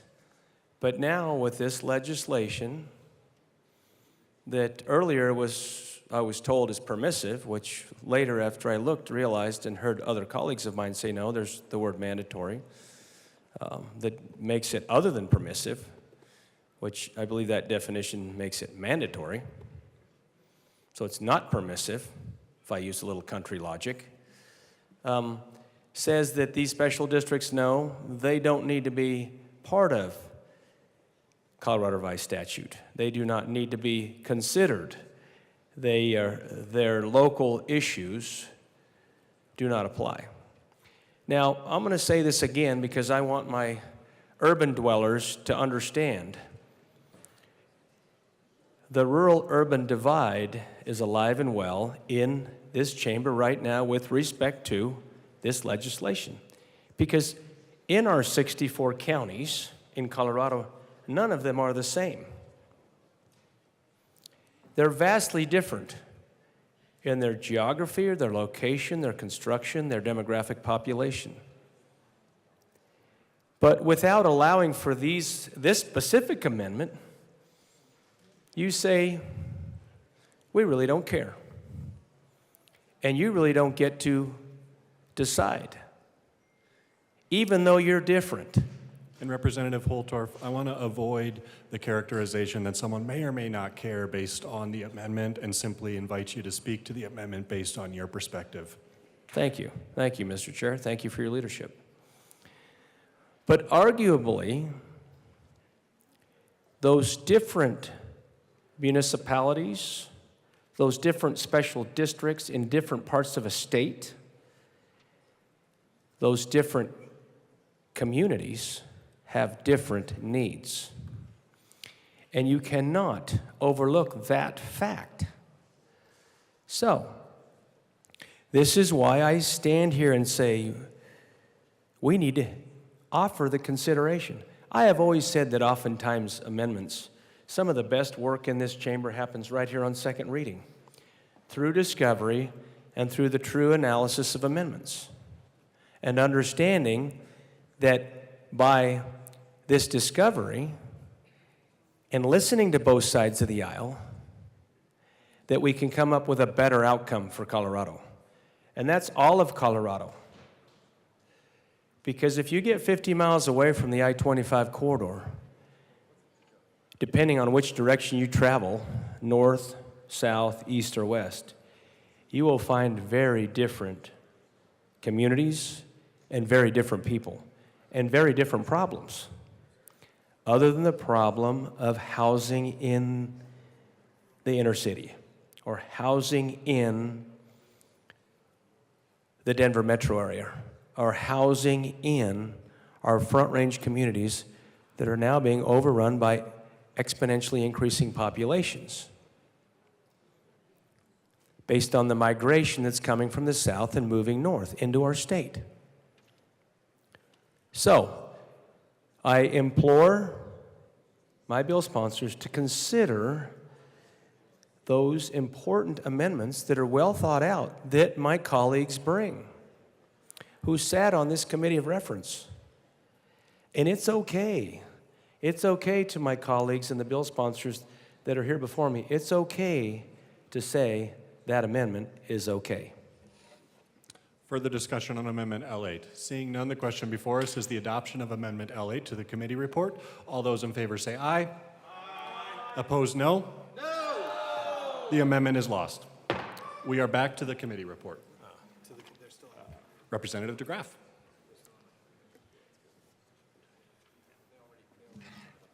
Okay. Thank you, Mr. Chair. I'd like to move HB 1007L009, and it's probably already immediately displayed. Thank you. That is a proper motion. The amendment is before us. Please proceed.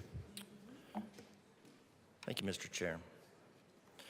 I would like to amend the Transportation, Housing, and Local Government Report dated 30 January 2024, page 2, line 31, strike 2024, substitute 2024.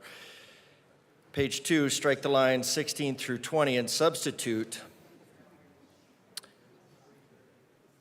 the act of a petition.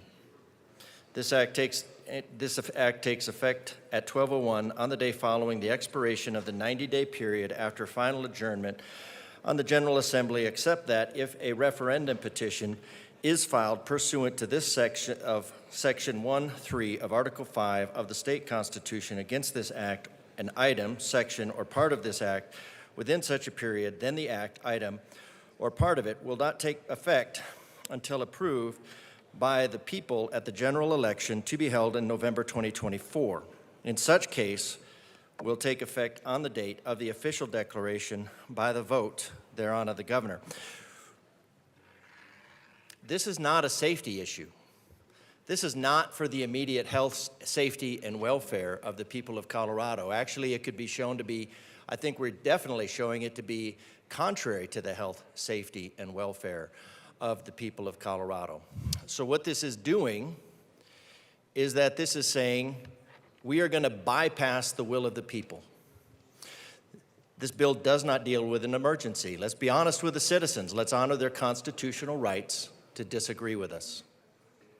Article 5, Section 1, Paragraph 3 states that legislation passed for the immediate preservation of public peace, health, or safety is exempt from the power of the referendum to overturn it by either signed petition of registered electors or the General Assembly.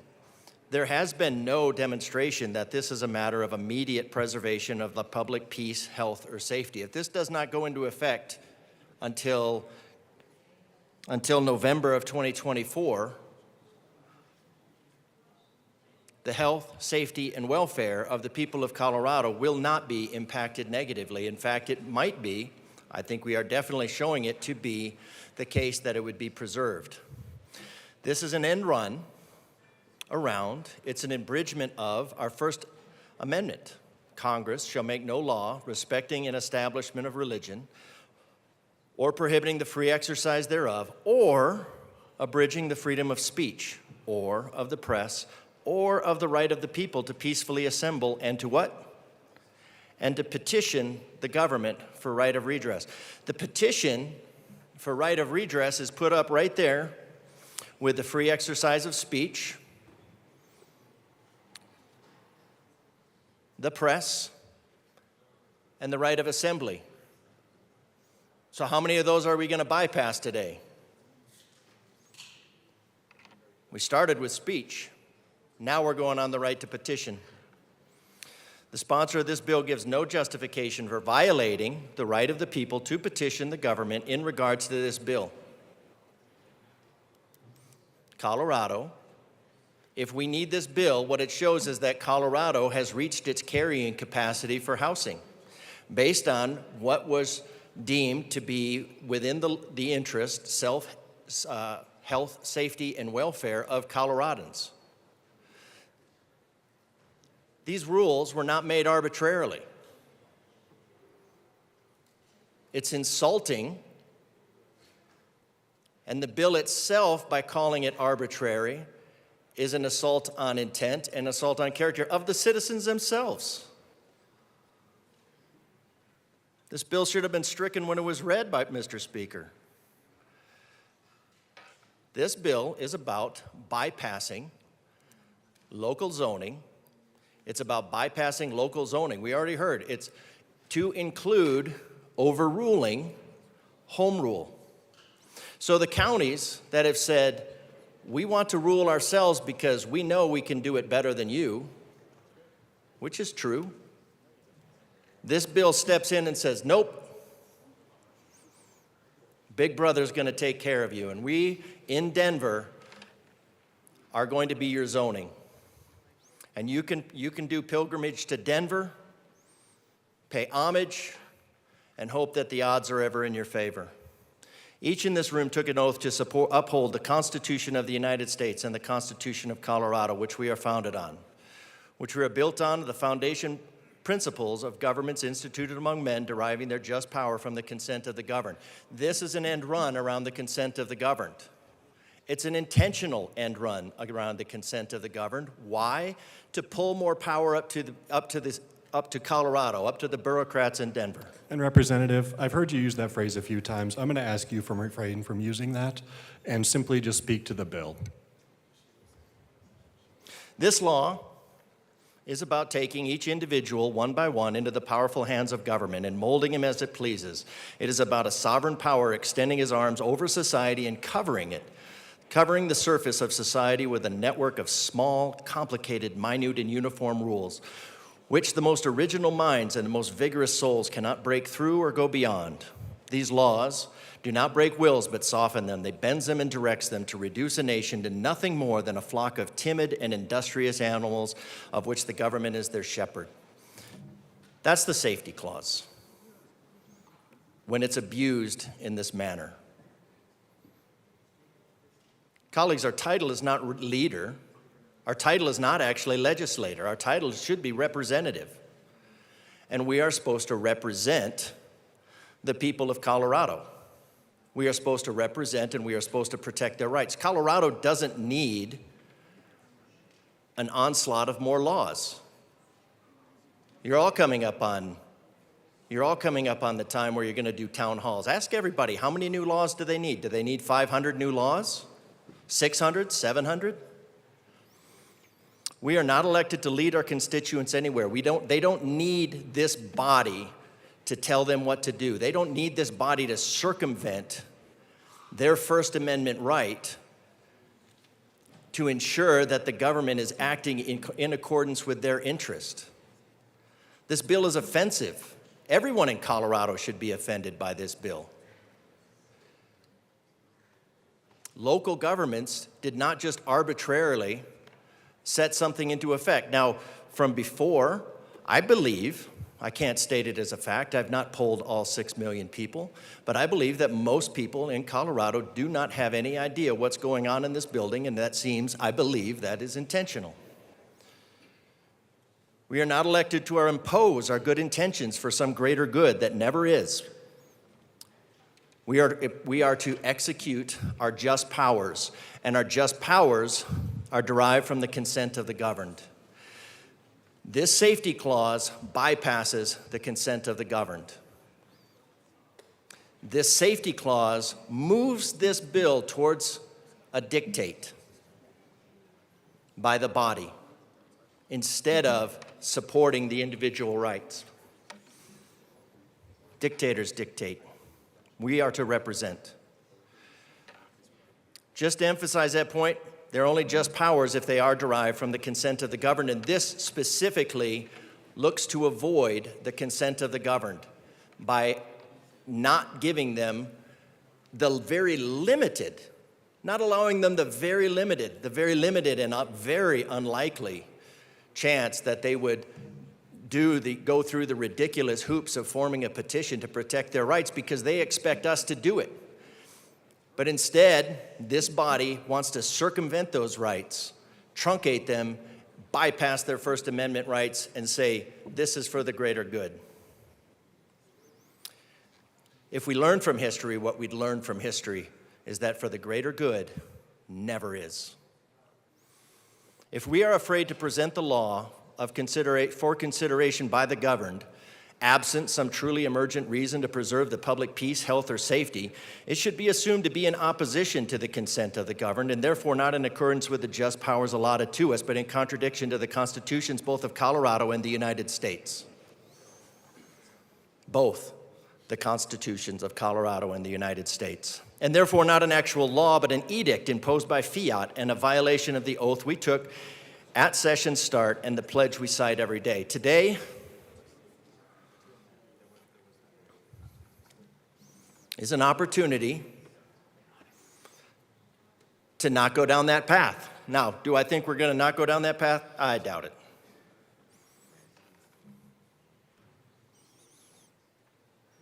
We commemorate veterans and their service, and then we undermine the Constitution that they fought for. And Representative, I'm just going to direct you back to the amendment, please, and not assume that we're undermining the service of those who have bravely fought and served for our country. Thank you, sir. I wasn't really assuming that, but I move that the safety clause be removed and replaced with a standard clause that allows the citizens of Colorado the very remote, very unlikely chance that they will exercise the right to petition, to exercise their fundamental rights, albeit unlikely, to petition the government for redress of any potential grievances for which they would find with the good intentions of this edict. The road to hell is paved with good intentions. This potential fetter upon their liberty so that we can confidently hold, I don't know that we could confidently hold, because the limitations on petition have been are so egregious. The consent of the governed, but at least we could pretend. I would also urge that we reflect on the nature of the just powers and renew our resolve to not just be a government of the people and by the people, but that we return to be a body governing for the people and not on the people. I morally, constitutionally, and in the name of good governance urge, and I vote to remove this unfounded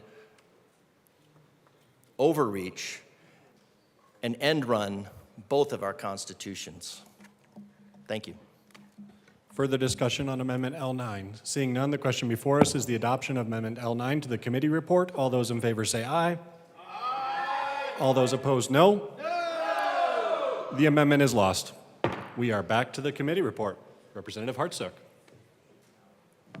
Thank you, Mr. Chair.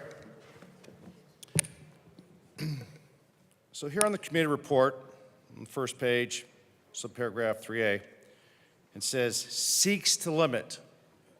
That seems pretty directive to me. Then it says, not only that, it says seeks to limit the ability of local governments.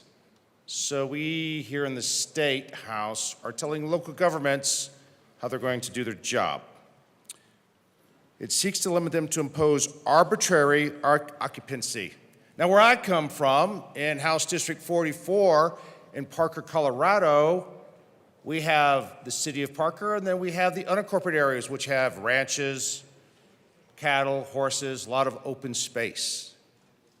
Yet, we're imposing arbitrary limits. We get a little further down, and it says to increase the availability of housing. Well, that would be a whole different bill dealing with construction defects and a bunch of other stuff, which is not covered here, so I don't know why we're addressing that in the committee report. If we want to deal with housing, then let's deal with housing instead of telling local governments what they can and cannot do. Then on the back page, where under subparagraph B, it says to enhance the economic activity. Well, then let's deal with economic activity, not with placing limits on who can go in a house, who can't, and what local governments can and cannot do. Parker's a home rule community. Under C, it says to reduce housing discrimination. Well, it seems to me if you're discriminating, we don't need more laws because that's already illegal. We should simply prosecute who's breaking the laws, haul them into court, and if they are convicted, then either fine them, put them in jail, or go accordingly. We don't need another bill that says, oh, we're going to reduce discrimination. Let's implement the laws that we have. But then probably some of the most egregious ones, you get down to paragraph D, to encourage more efficient use of housing and resources, thereby reducing the per capita environmental footprint of households, which aligns with Colorado's commitment to the environmental sustainability. I don't know about you all. I mean, maybe in some communities, that's how they feel. They do not feel that way in Parker, Colorado. As a matter of fact, I'm pretty certain they don't feel that way in probably half the state. If this is a community issue, then let the communities, let the high-density communities deal with this. You know, I was born in Los Angeles, California. That's way to the west. And graduated San Diego High School before I joined the Army. It's really densely populated there. But you know what? As soon as you get outside those big cities, there's a lot of open space. I grew up in the big city and also lived out in the country.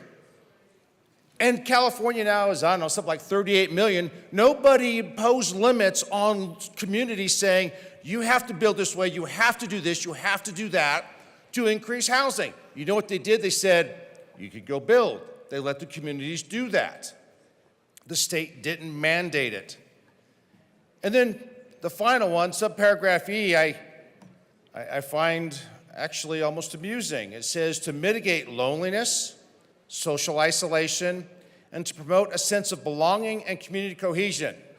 Well, in my community, we have a lot of cohesion. We have block parties, we get together. We wave when we drive down the road in our community.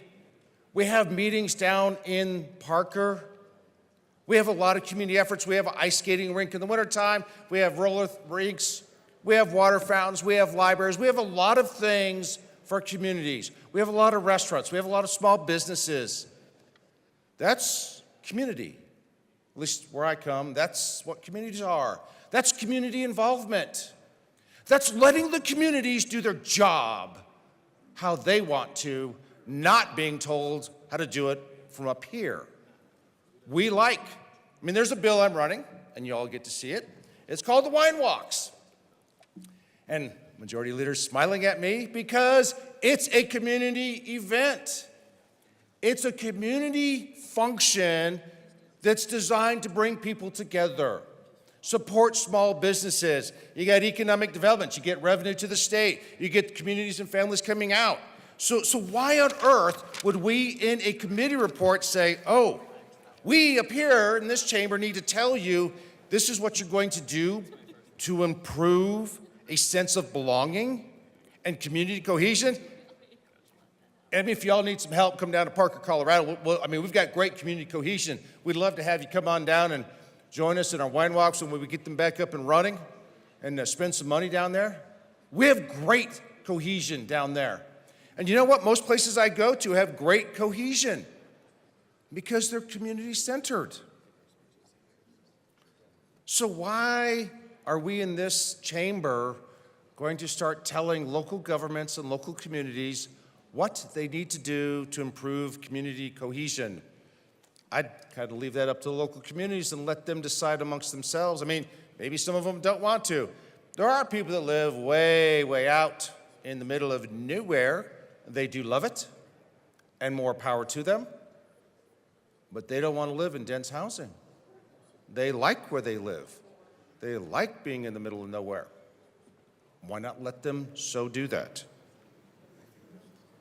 I do not understand why we are doing this committee of reference report that has directives in it, has mandates in it that tell local communities what they should do for cohesion, housing, social isolation.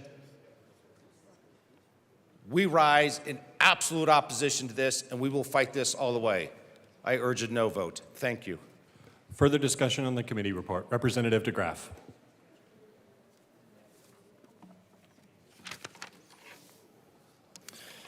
So since we're on the committee report, make sure I read from the green pages. First of all, what I really like is this part E, to mitigate loneliness, social isolation, and promote a sense of well-being in a community cohesion by encouraging living arrangements that foster community and social connections. There's your emotional hook. There's your emotional bait. There's your emotional, it's wrapped right around the hook, and it'll be swallowed to the sinker. Is there any demonstration? This is pure speculation on the part of the bill sponsors. It's pure speculation on the part of everybody else to mitigate loneliness. You know where the people are most lonely? Often they're most lonely in places where it's most crowded. Seems ironic. Go live in New York City. I've done that. Everybody keeps to themselves, head down. It's almost like nobody lives there. This is complete nonsense. There is no justification for this. Like everything else presented in here, there's no scientific basis for this. This is pure speculation. Social isolation. People that live in crowds are socially isolated. Promote a sense of well-being. People that live in high-density areas are often very afraid, especially when crime is allowed to run rampant. Building of community cohesion. Living in New York City, I didn't think the cohesion was that high. It was a lot. It was millions of people living all alone. Encouraging living arrangements that engender, foster community and social connections. Sounds like Fostering community and social connections means everybody gets a bunkie. Let's see. Enhance economic activity. Why would this enhance economic activity? Oh, because now you can build. And when developers make money, politicians make money. Representative DeGraff. Yes, sir. I That's have just to a stop fact. you again. Say again? I have to stop you again. Implying that developers somehow give money to politicians and certainly implicating members of this chamber inside of that relationship is uncalled for. Please refrain. I guess we could check Tracer, but okay. And Representative DeGraff, Yes, I'll sir. put us in a brief recess.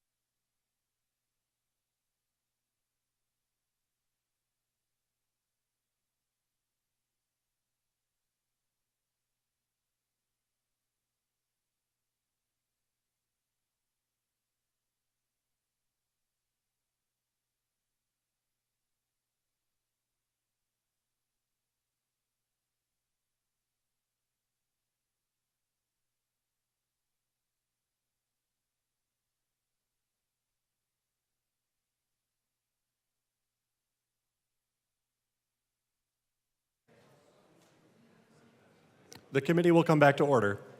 Representative DeGraff.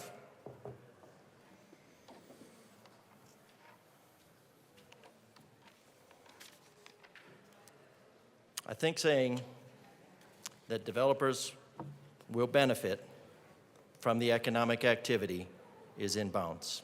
Hopefully that is within bounds. Now, this does talk, let's see. I'm just going to skip around a little bit. The General Assembly aims to encourage what? Denser living arrangements. It's not encouraging denser living arrangements, it's mandating denser living arrangements. So Coloradans that moved to places, signed a contract based on the zoning, they signed a contract with their county, with their city, and said, I agree to live in this area, pay the taxes in accordance with this,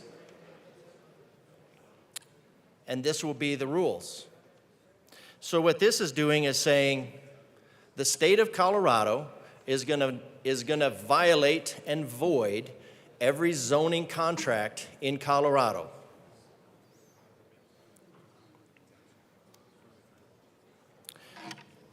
Encourage denser living arrangements. It's going to encourage denser living arrangements. Why would it have to encourage? And it's not encouraging, it's mandating, it's dictating.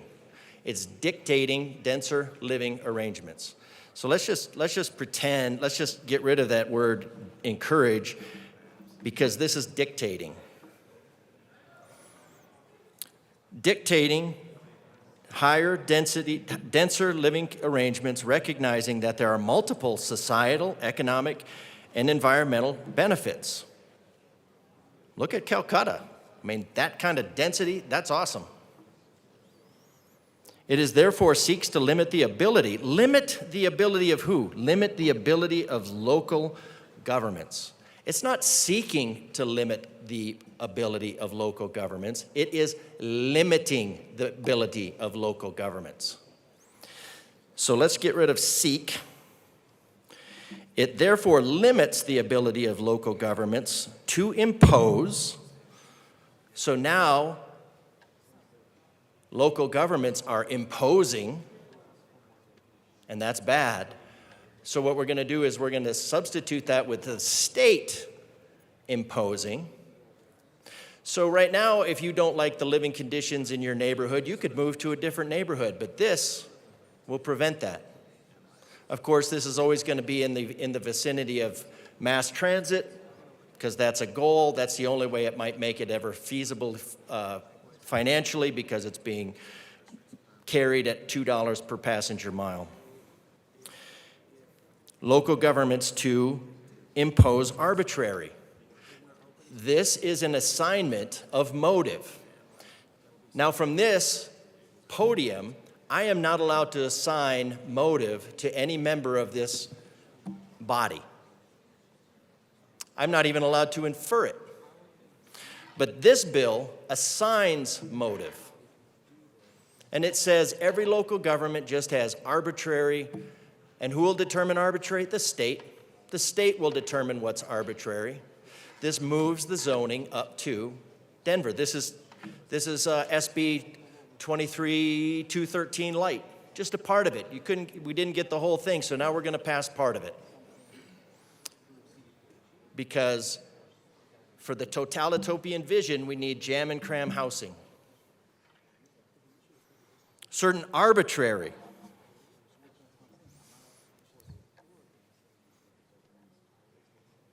Now, if I said something about somebody in this committee in this body, in the chamber of the whole, did something arbitrary, I suspect I would be gavelled. It would hurt my feelings, but I suspect I would be gavelled. But this body is going to say, hey, local governments, we know better than you. And we know that your limitations that you put in place were not really for health, safety, and welfare of your people. They were just arbitrary. They were just arbitrary. So we're going to pull that back. We know better at the state level. At the state level, we know better. I think I might have to try using the word arbitrary sometime and see if I get gavelled. This bill hasn't gotten gavelled.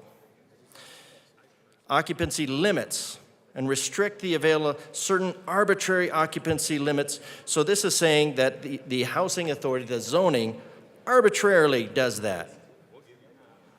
Arbitrarily restricts housing availability for Colorados. Reducing these barriers can increase affordable housing. Do you know that for sure? No, you don't know that for sure. That's pure speculation. It's absolute speculation. There's other words for speculation, but I'd get gavelled. Increase affordable options throughout the state. Therefore, it is necessary to, what is it necessary to do?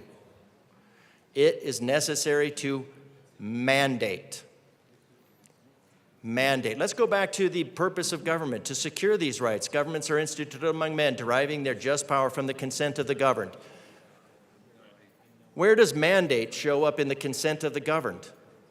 If the people consented to it, would you need to mandate it?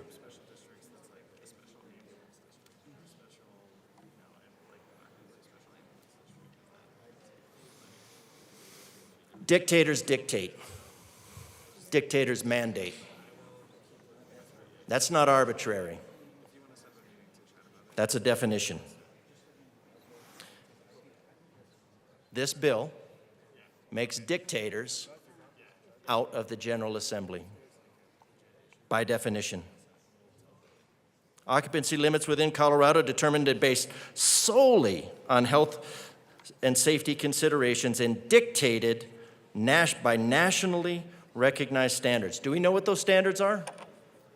Do we know what standards this is going to impose on Colorado? Does Colorado know? I believe that Colorado does not know what national standards are and where those national standards are. Certainly New York City falls in with those national standards. Do we want Colorado, we want the Front Range to look like New York City? Why do we need to fill Colorado with more body? Well, because our budget goes with the number of taxpayers. The purpose of jam and cram housing is to fill it with more taxpayers. more money. The General Assembly finds and declares a declarative that the objectives of this session are as follows. Increase the available of affordable housing. Will this increase the availability of affordable housing? I'd say this has not shown that. Individuals to legally share living spaces, particularly in areas with high living costs. Where in Colorado is there a place that doesn't have high living costs? Downtown Denver has high living costs. So every one of your neighbors moves in one or two more families because we're not going to limit based on familiar relationship. You can't say a single family occupancy. You can start, well, I'm going to move my second and third cousin in with a house with no arbitrary restrictions. Dictators dictate. To reduce housing discrimination. How does this avoid that? Well, this is the emotional bait that will take the hook all the way to the sinker, thereby ensuring that all individuals, regardless of their housing composition, so now you decided to move into an area, you signed a contract with the city, with the state effectively, and the state is going to violate that over and over and over again. Why? Because somehow it's going to mitigate loneliness, social isolation. I guess it'll mitigate social isolation because you won't be able to swing a cat without hitting somebody. Unless you live in an area that is protected by high-dollar lawyers that can demonstrate that your gated community can't have this happen.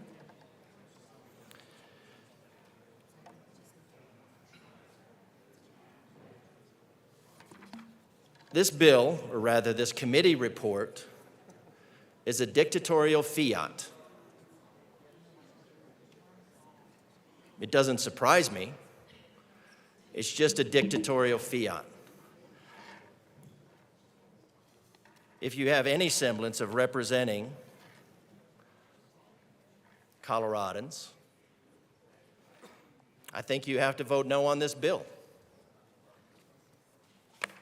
We'll find out who does.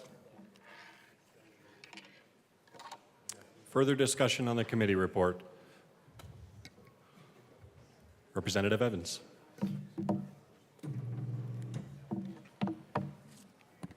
Thank you, Mr. Chair.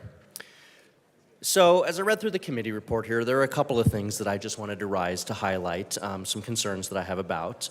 The first one, we already heard one of my colleagues speak to page 1, line 14, where it talks about certain arbitrary occupancy limits restricting housing. And as my colleague stated, I'm not going to go too long on this point. I have a lot of concern with characterizing these as arbitrary occupancy limits. We know that our local governments are duly elected by the people. They are the closest folks to the people. I worked for a municipal government for 10 years, and so characterizing these limits as arbitrary when oftentimes these are being passed by duly elected officials, recognizing the unique and particular situations of their jurisdictions, I have great concerns with that. We know that we have, I think it's 262 different incorporated cities and towns in Colorado, and every single one of them is slightly different. They have their own unique feels. They have their own unique culture and heritage and layout that makes those towns their towns.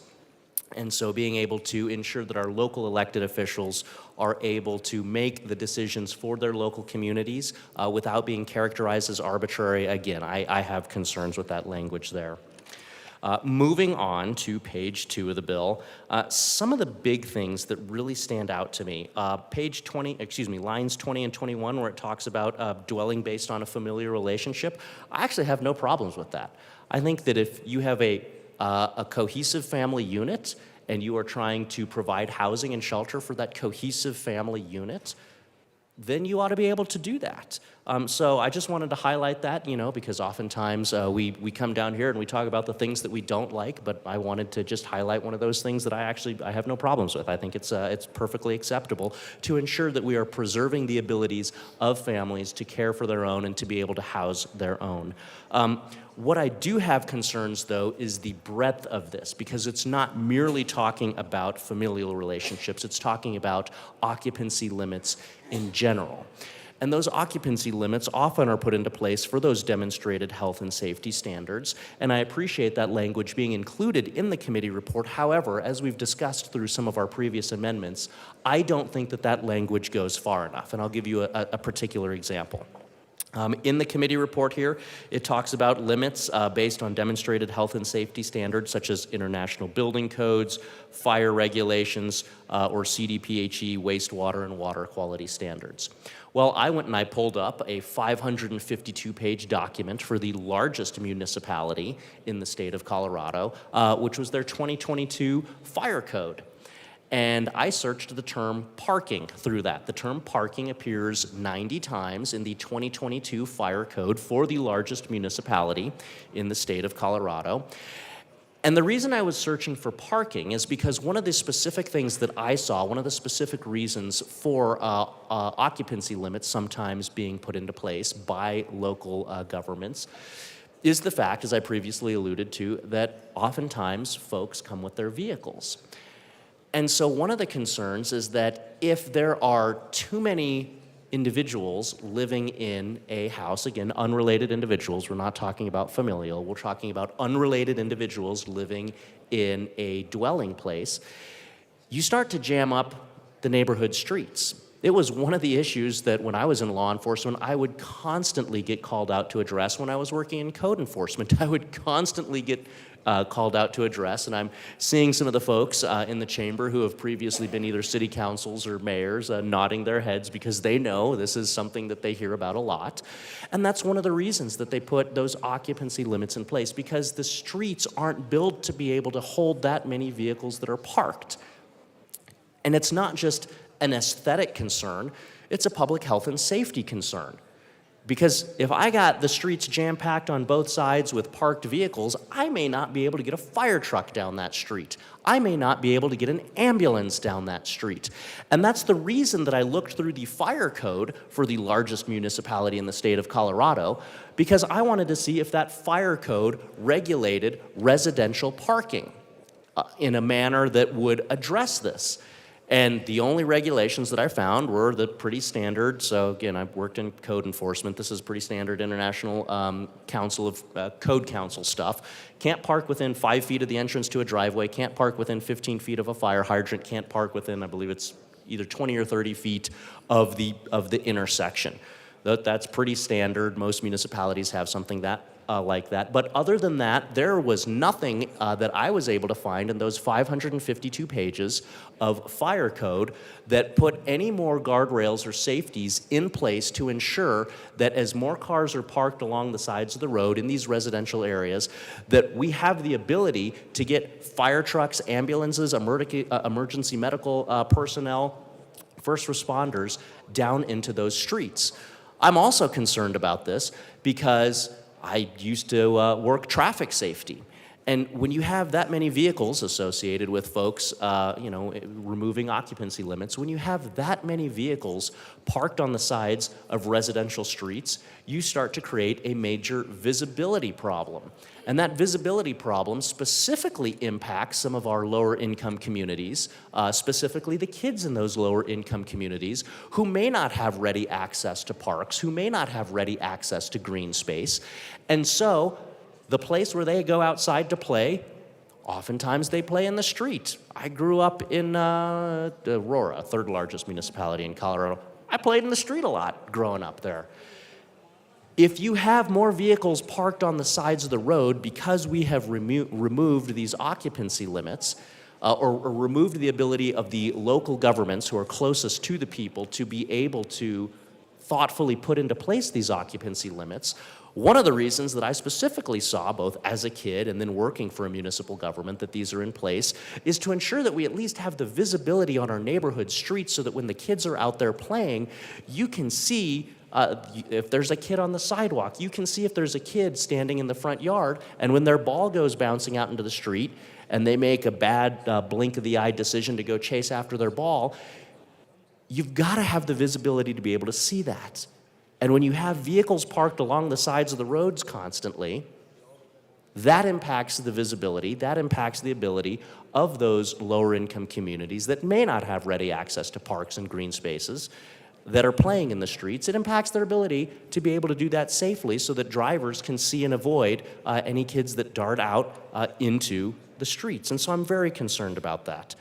We've talked a lot about the plumbing. We've talked a lot about the wastewater there. Those are very real concerns to me.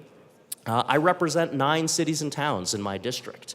And I communicated with a lot of my mayors last night and this morning. And I heard from a lot of my mayors, and all of the mayors said basically what we've heard here today, which is, look, we're not doing this arbitrarily because we want to keep people unhoused. We are doing this because there are legitimate concerns that those mayors and those city councils are specifically aware of in their specific communities. And one that was specifically highlighted to me was short-term rentals.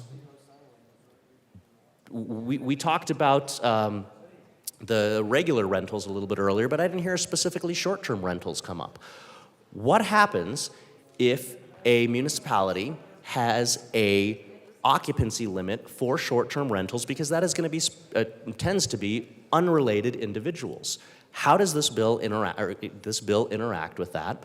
And are we creating a situation here that's then going to spill over to the rest of the neighborhood where we're going to get a lot of complaints generated about nuisance properties, problem properties, specifically related to the inability of a property owner or a municipality to be able to address the short-term rental issue and an occupancy limit in that short-term rental? That was a concern that was specifically highlighted to me by some of my mayors. And so for all of these reasons, unfortunately, I have to rise in opposition to this committee report and to this bill without further amendments, because I think it removes the flexibility that our local governments need to be able to ensure the safety and the health of their communities.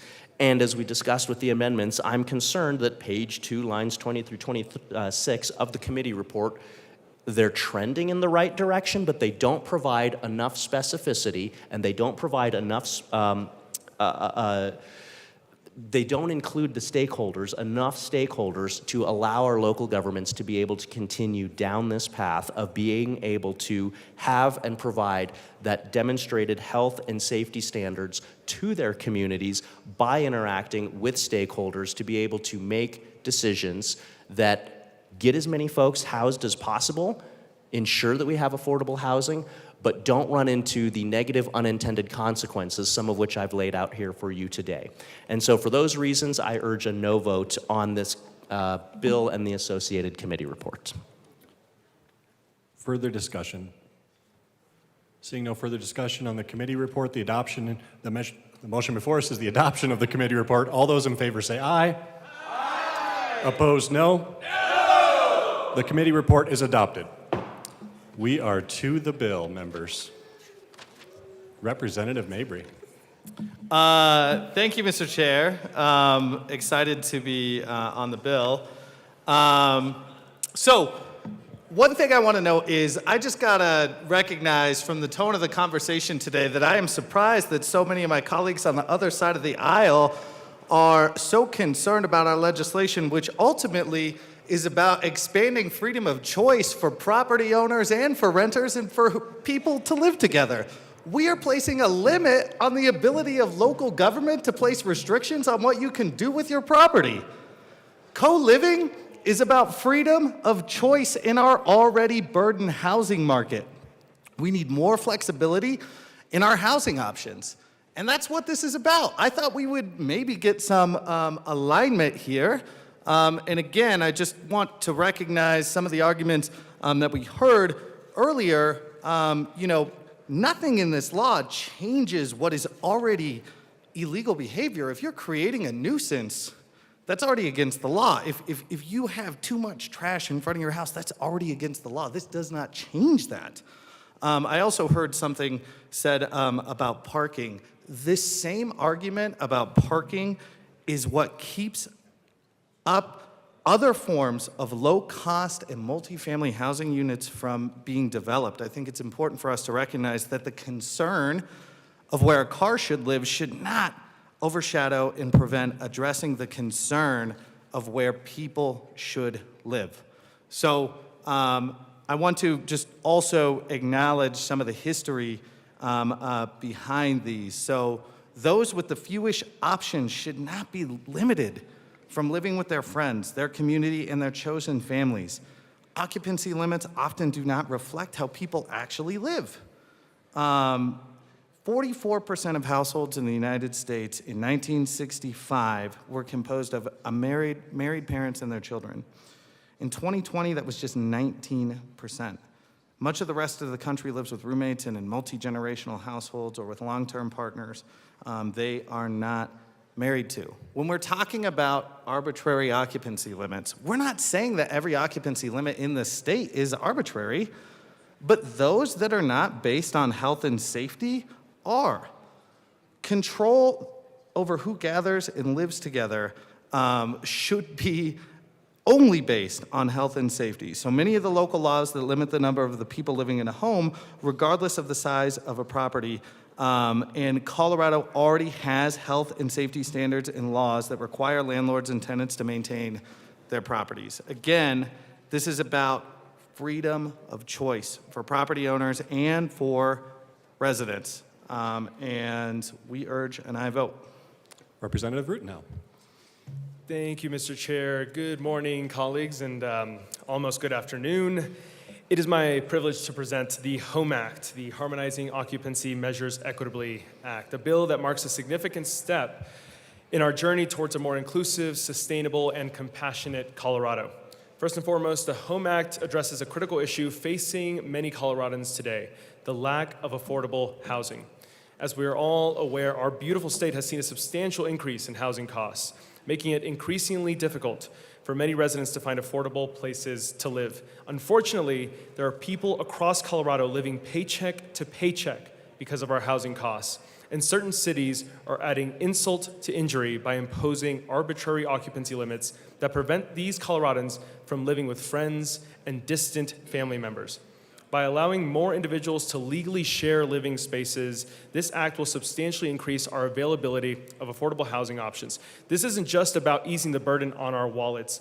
It's about ensuring that every Coloradan, regardless of their income, has a place to call home. Second, the environmental benefits of the HOME Act are also important. Colorado has always been a leader in environmental stewardship, and this act aligns perfectly with our state's commitment to sustainability. By encouraging denser living arrangements, we promote a more efficient use of our housing and resources. This means reduced per capita energy, land, and water consumption, and a smaller environmental footprint for our state. And by opening up housing opportunities, residents can live closer to their workplace or to their friends, allowing them to walk, ride their bike, and reduce the miles they drive, which will alleviate traffic congestion on our streets. In essence, the HOME Act helps us live more harmoniously with our natural surroundings, preserving the beauty of Colorado for future generations. Lastly, but certainly not least, is the impact of this act on mitigating loneliness and social isolation, a cause that's very dear to my heart. In our increasingly digital world, the value of human connection has never been more evident. By fostering living arrangements that encourage community and social interaction, the HOME Act goes beyond the physical aspects of housing. It touches the very fabric of our society, nurturing a sense of belonging and community cohesion. This is particularly vital for our seniors, young adults, and other vulnerable groups who are often at risk of social isolation. In conclusion, the HOME Act is more than just a housing bill. It is a bold statement about the kind of society we want to build in Colorado. A society where affordable housing is a reality for all, where our environmental footprint is as gentle as the mountain breeze, and where no one has to face the challenges of life without the safety net of social connections. I urge each one of you, as esteemed members of this committee, to support this act. Together, let's take this significant step towards a more equitable, sustainable, and compassionate Colorado. Thank you. Representative Mabry, and then Representative Frizzell. Thank you, Mr. Chair. I just wanted to make one more point about this, and I'd be remiss if I did not put this in the record. I think it's important to recognize that these laws are a relic that represent some of the worst parts of American history. Census data on the size of households show that overly restrictive limitations adversely affect families with children and certain racial groups other than others. Protecting the character of a neighborhood through housing restrictions is yet another dog whistle that unfairly targets minority communities and acts as a way of people from accessing housing. And so when we're talking about how this bill is about a history of And discrimination, Representative that's what this is Mabry, about. in the spirit of just fairness, I want to acknowledge that we shouldn't assume that a law or an ordinance passed by a municipality is a Okay. dog whistle to another end. We urge an aye vote. Representative Frizzell.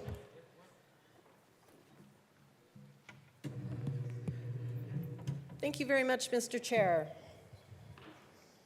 So as I mentioned previously, I had the opportunity to hear this bill in committee earlier this week.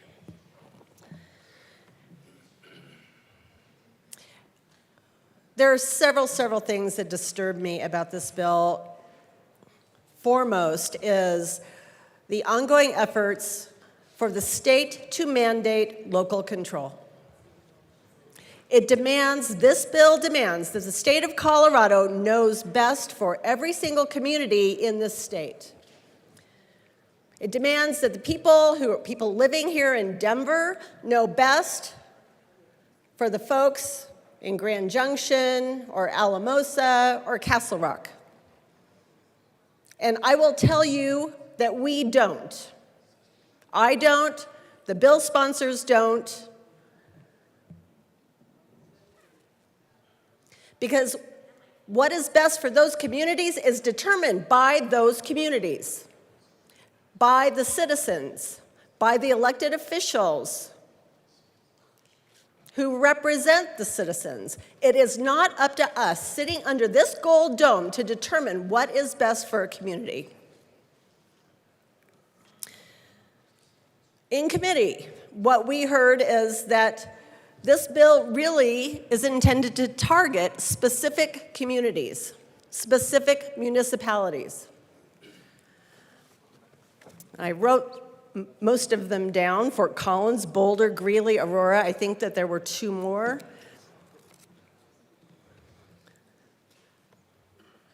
Castle Rock wasn't on the list. Why not just work with those jurisdictions? I have a list of organizations who are supporting this bill. Why aren't these organizations working with those municipalities to change this? If that's what those citizens want, why aren't they changing it themselves? Why do we have to have the heavy hand of the state pushing the scale on this matter?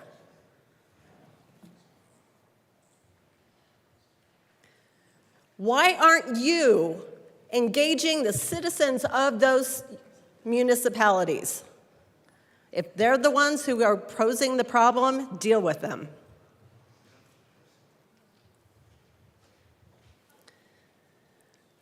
I would also dispute, and this is just based on my own personal experience because I periodically entertain, have family come to visit.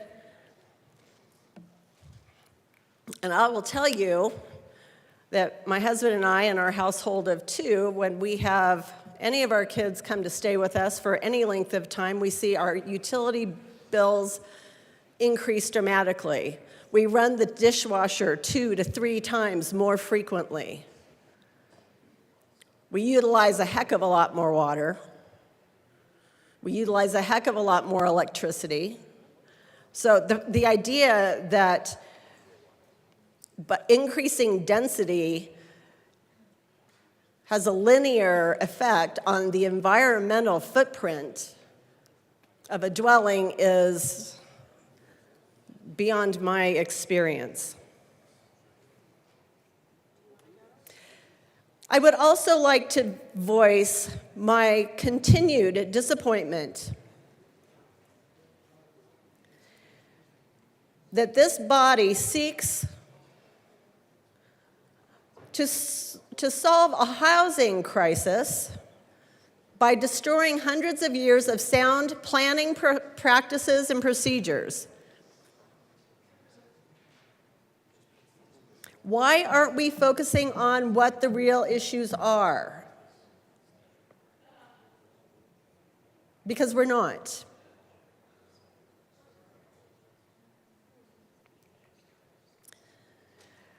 I believe and I submit to you that the government entity who is responsible for providing urban infrastructure, whether it's streets, water, sewers, police, fire protection, should all have the authority and responsibility for zoning that is appropriate for their citizens, not the state of Colorado, not this body. I urge a no vote on this bill. Thank you. Representative Lindstedt. And then Representative Bottoms, I'll have you up next. Thank you, Mr. Chair. I wanted to come up and thank my good colleagues from Denver and Commerce City for giving us the opportunity to vote on this important piece of legislation. This bill not only legalizes access to renting rooms, which has been an affordable option for people to find housing for thousands of years, it also affirms private property rights to allow people to do what they want with their own homes. I just want to remind my colleagues that creating public nuisances is illegal and can be regulated in much more direct ways instead of allowing local governments to literally count who is residing in which of your bedrooms in your own house. So I urge an aye vote. This is a great piece of legislation to not only reduce the cost of housing, but affirm private property rights. Representative Bottoms.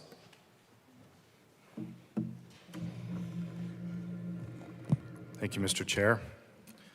Hello, well, my old friend. So I'm looking at this bill and trying to figure out the why. The why was elusive to me for a little while. I was trying to think, well, they're calling the rules that have been made for health and safety and water and all these different districts, fire districts, water districts. They're saying those are arbitrary rules, and which they're not. There's reasons why they exist. So that can't be the reason. And trying to figure out, well, we're not trying to actually keep people safe here. Nobody actually believes that putting 4 families in a house over 1 family in a house is safer. Nobody believes that. There are reasons why that house is built the way it is. There's reasons why apartments are built the way they are, and to force a bunch of people in there, which is done in many different underdeveloped countries around the world.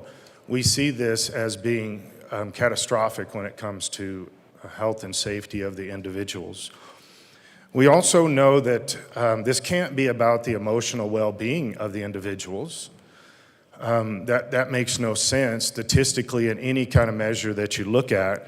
The more people you put into a condensed area, suicide rates go up not only in real numbers, but they go up in percentages too. And so this will only drive those numbers up. The more you condense people into different areas. And you put 3 or 4 families into a single family residence, and it's a time bomb waiting to explode.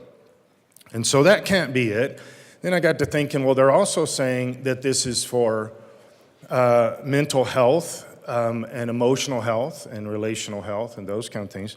But that can't be true either. The state has already declared that those things are not true.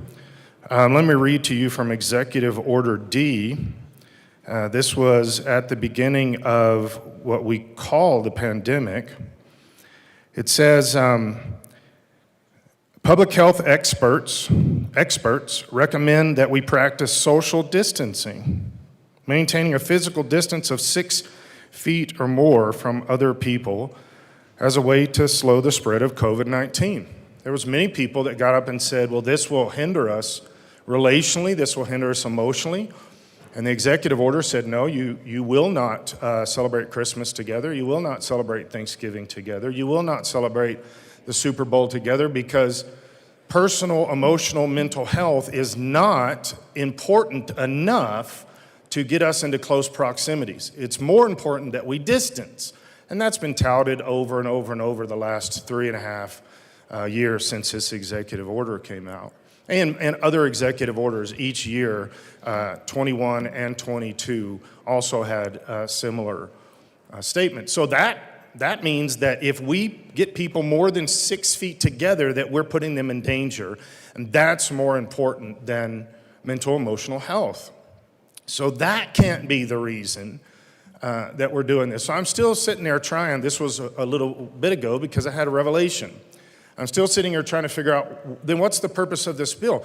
Because there's no metric that can be presented here. We keep using the word arbitrary. There's no metric that can take this out of arbitrary decision by a couple of people to say, these are the rules that we now want to institute.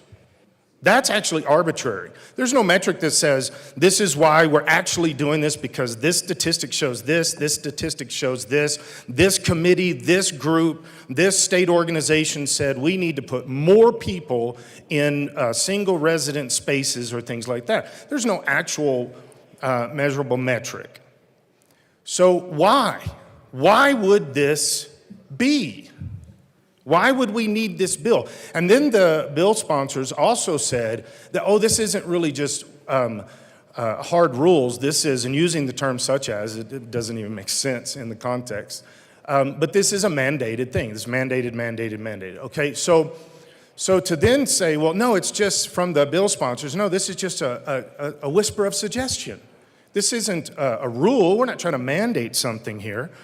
So I'm thinking, why would they do this? And I was sitting over there, and I looked and saw the two representatives that are standing here presenting this bill, and it clicked in my head. This is what we're doing. The only legitimate outcome of this bill is that this will provide opportunity for lawsuit. When you say, and Representative, I'm sorry, now we're speaking to motive, implying that a member is bringing a bill to encourage litigation. You are welcome to speak to your disapproval of the bill and certainly outline those and make those remarks, but we can't speak to the motive of a member in this chamber. Yes, thank you, Chair. I didn't actually say that was their motive. I was saying this is what I think. That's how I inferred the remark, and since I'm the chair, that's how I understand the remark, and I ask you to refrain from that line of argument. Okay, I'll switch the language. In looking at this bill, one of the things that I noticed from words on a page is that this bill will most definitely provide opportunity for lawsuit. It's going to do that. When somebody says, I want, or my HOA says, or some local municipality says, no, you actually cannot put 3 families in that house because it's a fire district issue, it's a water district issue. This will provide opportunity for lawsuit. This is interesting to me that we can actually we've done this many, many times in this house. This is not new, but it's always been interesting and surprising to me that we can present things that are specifically, the outcome will definitely provide opportunity for lawsuit. This is not okay in my opinion. These HOAs have the rules for a reason. These fire districts have these rules for a reason.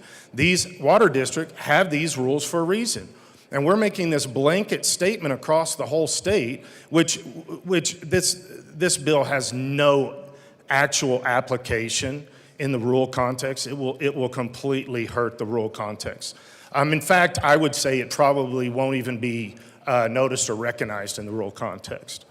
But to say that we're just going to do this, what about the people that are saying, well, this is my HOA. We put these rules here for a reason. There are safety issues that are involved. We put these rules here for a reason. We just discussed fire safety with homes. You put more than one family in a single family residence, your potential for fire danger goes through the roof. All of these things are going to put people in danger, are going to hurt them, and we're actually setting this up then to say, but to make sure that this can happen, well then just sue the HOA. That's how you're going to get this done. Sue the the fire district. They don't know. Fire district, the language of the bill says they arbitrarily came up with these numbers. Well, if it's just arbitrary, they just making this stuff up, sue them. If the water district is making this stuff up, sue them. This will be the outcome of this. When do we stop making the government harm people and hurt people? When do we stop doing that? This is dangerous ground that we continue to tread upon constantly in the overreach of this House. I strongly urge a no vote on this bill. Representative Marshall, and then I'll go to Representative DeGraff.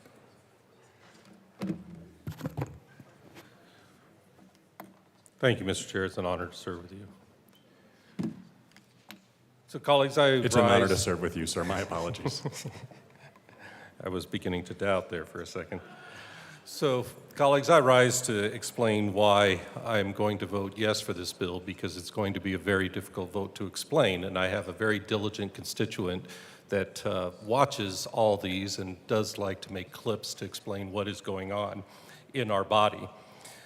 When this bill first dropped, I looked at it and thought there was no way we could possibly support this coming from Highlands Ranch. It would go to the heart of its entire existence of having been built as a single-family dwelling HOA and community. However, as I dug in farther, I found and got confirmation this morning after much diligence that there are no occupancy limits now in Highlands Ranch, that the county imposes none except what's in the zoning code. And when I looked at the zoning code and was able to refer to it, we have the definition of a dwelling single-family, that a dwelling that's situated on one lot and arranged, designed, or intended for occupancy by not more than one family in compliance with the county building code. The dwelling must function as a continuous enclosure without any impassable separation, such as a wall or floor. Dwelling spaces joined by a garage or breezeway are considered to be separate dwelling. Well, we had a lot of difficulty trying to figure out, well, what does that actually mean for occupancy limits? Except the same code does have a definition of family. And I thought, oh, well, we are still going to be in significant problems because Highlands Ranch is the definition of the single-family home community. But the definition of family is an individual or group of persons, whether related or not, that habitually reside in a single dwelling unit and form a single residential unit, who share common living areas, e.g. laundry, kitchen, living room, garage, etc., and expenses, and are at least partially dependent upon each other for care of the residential unit. So as I dug into it, it turns out this bill is completely supporting what Highlands Ranch is about already. And there is nothing that is going to impact it. It is still able to regulate everything by health and safety regulations, which it does now. And these health and safety regulations are based on a rational basis. If there are local communities that have legitimate health and safety concerns, on a rational basis, they are able to impose requirements. And even in that definition of family, Douglas County has included a family shall not include more than one registered sex offender over the age of 18 unless related by blood, marriage, or legal adoption to all other occupants. And I strongly suspect for safety reasons that would be upheld. So again, we don't have an issue here in Highlands Ranch by this bill, despite what it may seem. So if we have no issue and we have colleagues who are saying there are issues in their districts, I think I need to support it, and that's why I will be looking at voting yes for this bill. Thanks. Representative Wilson. Representative DeGraff, ever the gracious move. Thank you, Mr. Chair. A couple things we've heard today. We've heard what I find to be entertaining the property rights argument. This is not a property rights issue. When we're talking about services that are shared, that you agree as a resident with a community that they provide a service, there is a shared agreement there. I don't think anybody's disagreeing with the fact that property rights are property rights. But when you rely on another entity to supply certain amenities to your community, you have to respect that. The other thing we haven't discussed today is there are over 170 municipalities here in Colorado. We're drafting this bill because of four that have this. I believe it was four. The bill sponsors correct me if I'm wrong. 4 municipalities that enforce this, a total of 12 that actually have it, but the majority of them don't enforce it. The majority of them don't even know it's on their records. I know my local communities had to look back and go, I've never heard of that. Do we have it? They ended up not having it, which is great. But we're gonna make a state law because 4 municipalities, most of them aligned with run by the alignment with the majority, have these ordinances in place. Is that not kind of, doesn't seem enough to instigate the need for a law? In one municipality, it was actually the voters. So here we go again, circumventing the voters. The voters voted for certain restrictions in their community. Why is that community not allowed? Why this bill would make that community not allowed to act upon what the citizens asked them to do? But we've seen that before with recent initiatives and oil and gas and all that. Another discussion point we've heard today is lower energy cost. Single family homes, this does not work for lower energy cost. The idea that multifamily housing lowers energy cost is true, and it works. But in this case, you are adding more people to a single unit. That does not decrease cost. We've talked about the other safety issues, and in fact, the more I look at this bill, the more I realize how little it does and how unnecessary it is. In fact, the previous person speaking spoke to how, sure, why not? There's nothing, it doesn't do anything, so why bother? Because if you have any legitimate health, safety, and environmental issue, you can do that. We just don't want you to do it in this fashion, which only 1-2 places are doing anyway, so why don't we address them? There is the possibility that this will reduce stock in housing. If we have families that own houses, because this doesn't affect rentals at all. There's nothing in this bill that affects rentals. So there is still the ability for a landlord to put occupancy limits on rentals. So that's out of the equation. So then that spurs the idea that a person that owns a house may buy an additional house, maybe the house next door, just to rent out so they can continue to have control of the occupancy next door.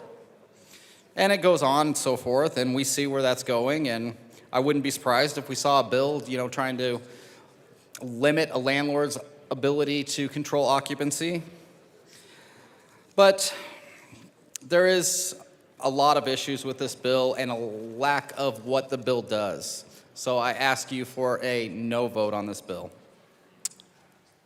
Representative DeGraff. Thank you, Mr. Chair. I wish this bill wasn't so bad so it didn't require so much talking. 213 light.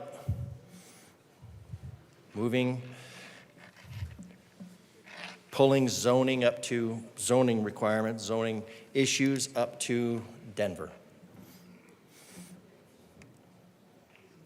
Into the land of bureaucrats. Congratulations to the bill sponsors on using all the meaningless and emotive buzzwords. I did appreciate that. That was good. This bill speaks to motive of counties in that they have made their decisions arbitrarily. And this bill assumes that all decisions that the counties have made are arbitrary until they are legally proven otherwise.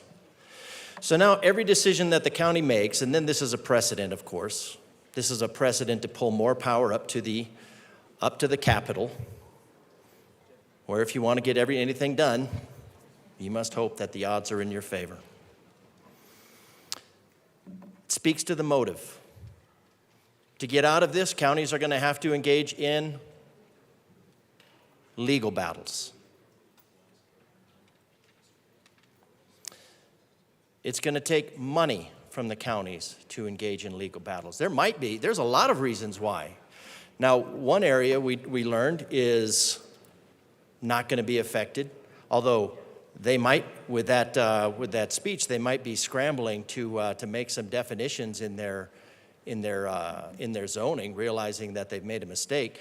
But this bill has said the only reasons that you can say something is not arbitrary is that it is based on health and safety. And that is arbitrary. That's an arbitrary determination that will be made by bureaucrats in Denver. In Denver. Not local government, in Denver. Because the Capitol dwellers know what's best for everyone.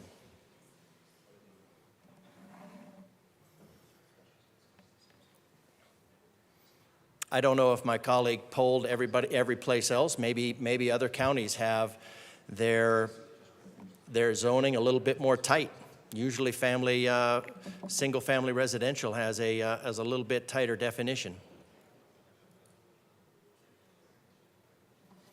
They probably didn't need to realize it. Didn't realize they needed to. Environmental footprint more gentle than a mountain breeze. This bill is a Chinook wind.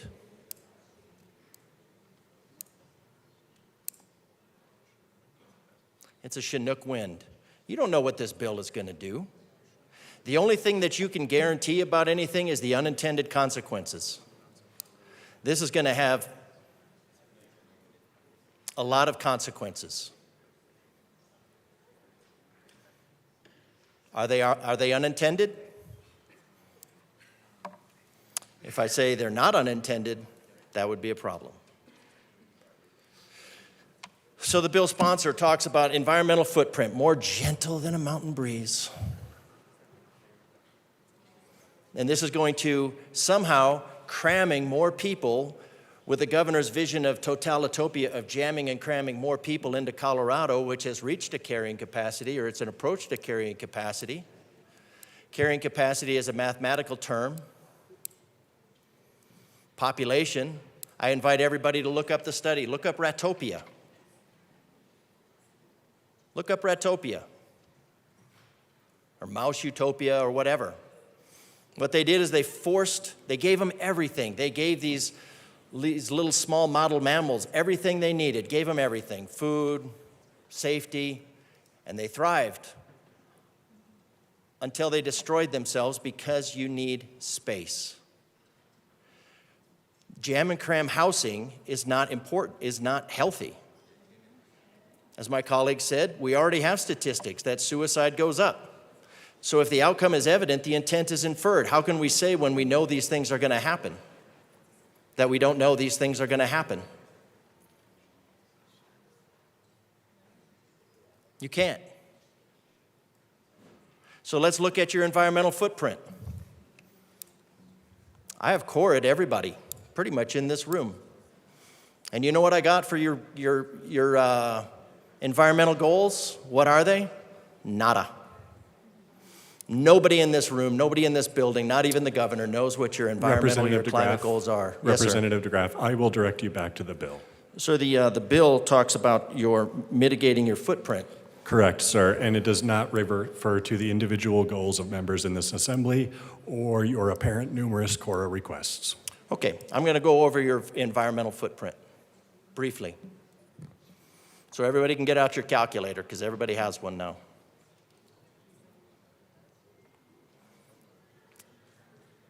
The main thing that this is talking about when you're talking about your environmental footprint being more gentle than a mountain breeze is carbon dioxide. And that's what our state is fixated on, that superstition.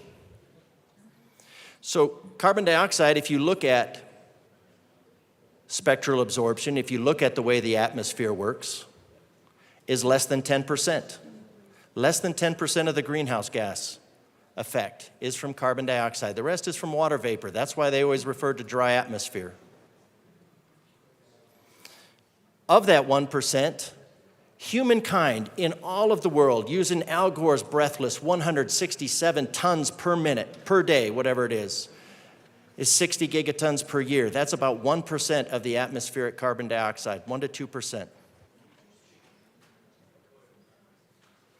The United States is about 15% of that, and as we decrease and we ship our manufacturing overseas, it increases, and the pollution comes over from Asia.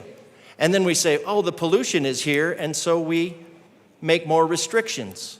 And we make more restrictions, and we push our expenses up, and we push which is what this is doing, we push our manufacturing overseas, and we bring more pollution.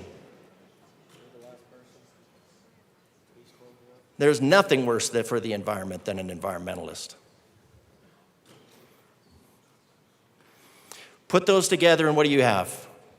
You have the impact of Colorado is 6 parts. The entire impact of Colorado is 6 parts in a million. We have geologists in here. They could do that math. 6 parts in 1 million, divided by 6 million residents of Colorado. Your individual carbon footprint is 1 part in a trillion of the greenhouse gas effect. The IPCC is looking at maybe decreasing 0.4 degrees. The IPCC models say that your environmental footprint, if we went net zero a decade ago, by the year 2100, and I realize we're in the church of woke, facts don't matter. Your impact on the climate, on the greenhouse gas is 1 part in 1 trillion. Colorado, your representatives know this.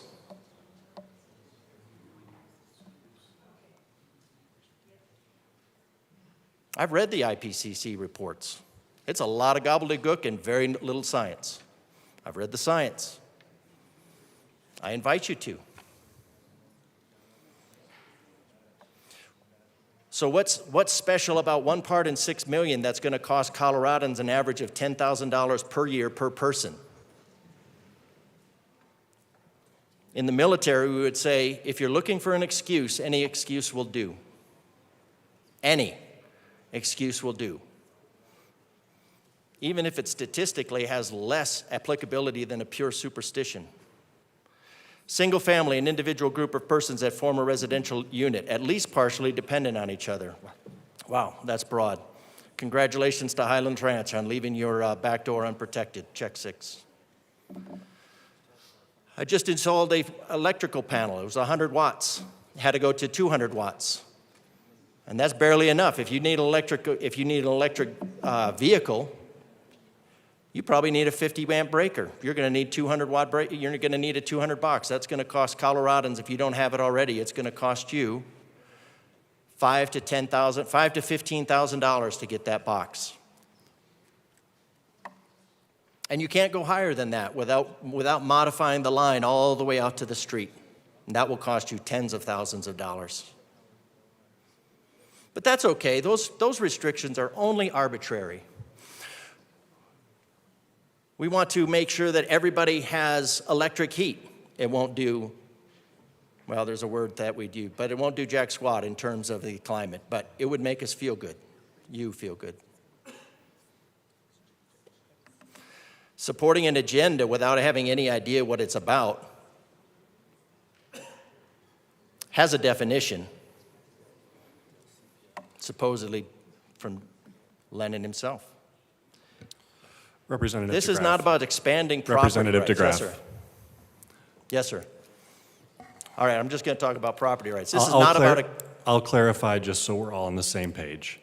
Rule 23D would also include characterizing another member's remarks or opinions or referring to a member's remarks or policy goals or ideologies as Nazism, fascism, Marxism, socialism, or even more common American philosophies that may include right-wing or leftist.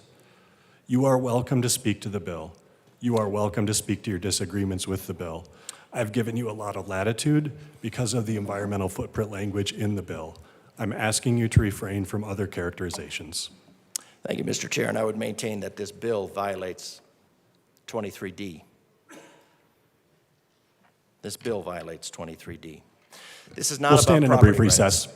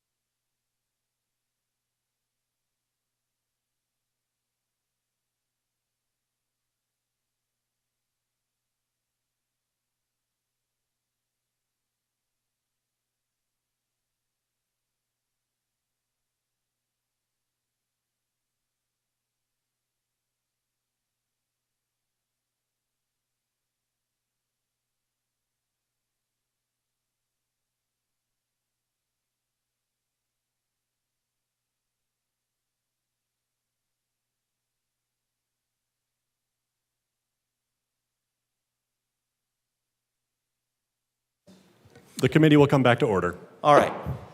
I would like to address my colleague's part about that this expands property rights, and I would disagree wholeheartedly. Yes, on the face, it looks like you are expanding property rights by allowing you to do something with your property that you were not able to do before. The problem lies in that when you are in a zoned area, what you have done is you have signed a contract with your neighbors and with your local government and effectively with your state that everybody, in order to make a more habitable living environment, everybody has agreed to limit their activities, to limit their creativity, to limit certain aspects of their freedom voluntarily. They are free to move someplace else. But in signing the contract with that zoning, and the state and the city and the county have agreed to protect that zoning. And that zoning comes with the exchange of good for good. If you live in an area that has more restrictive zoning, it's going to cost you more. The state likes that because it's making more money.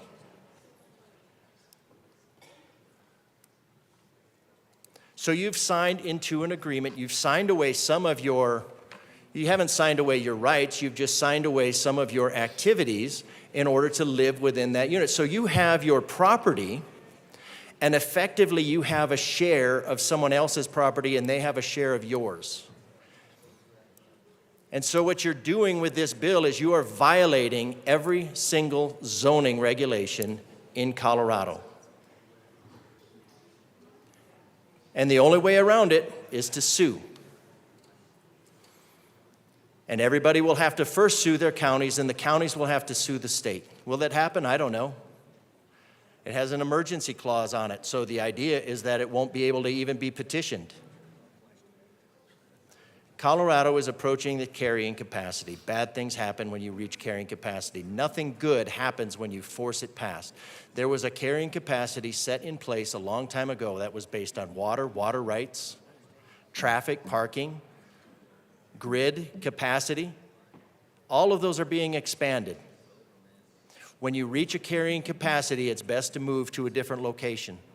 We are a high desert. You can't just continually pack people into a high desert and not have bad ramifications.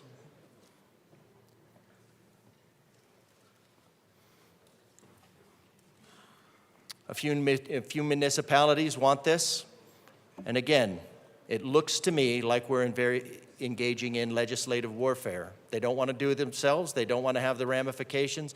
So ask the state to do it on their behalf. Ask the state to do it on their behalf and impose it on all of Colorado.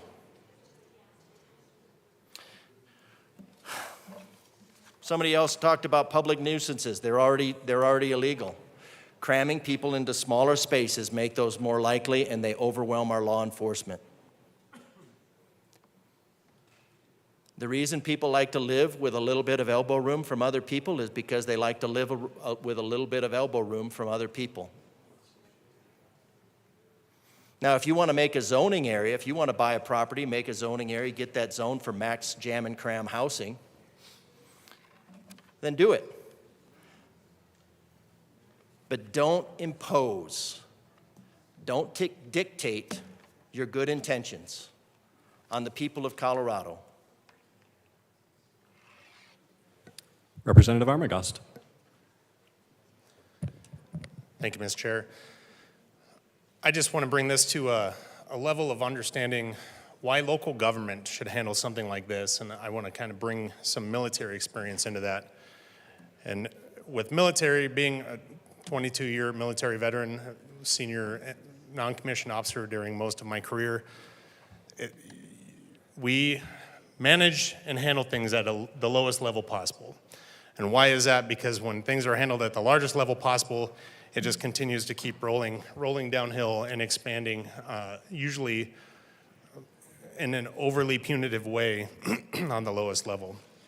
And handling it on the lowest level is typically the most intimate, where you have the leader that knows the person best, handling the business, handling the punitive action if it may need be, but not getting the hand of God, as it were, to bring down on somebody for something that can just be handled and done with at the lowest level.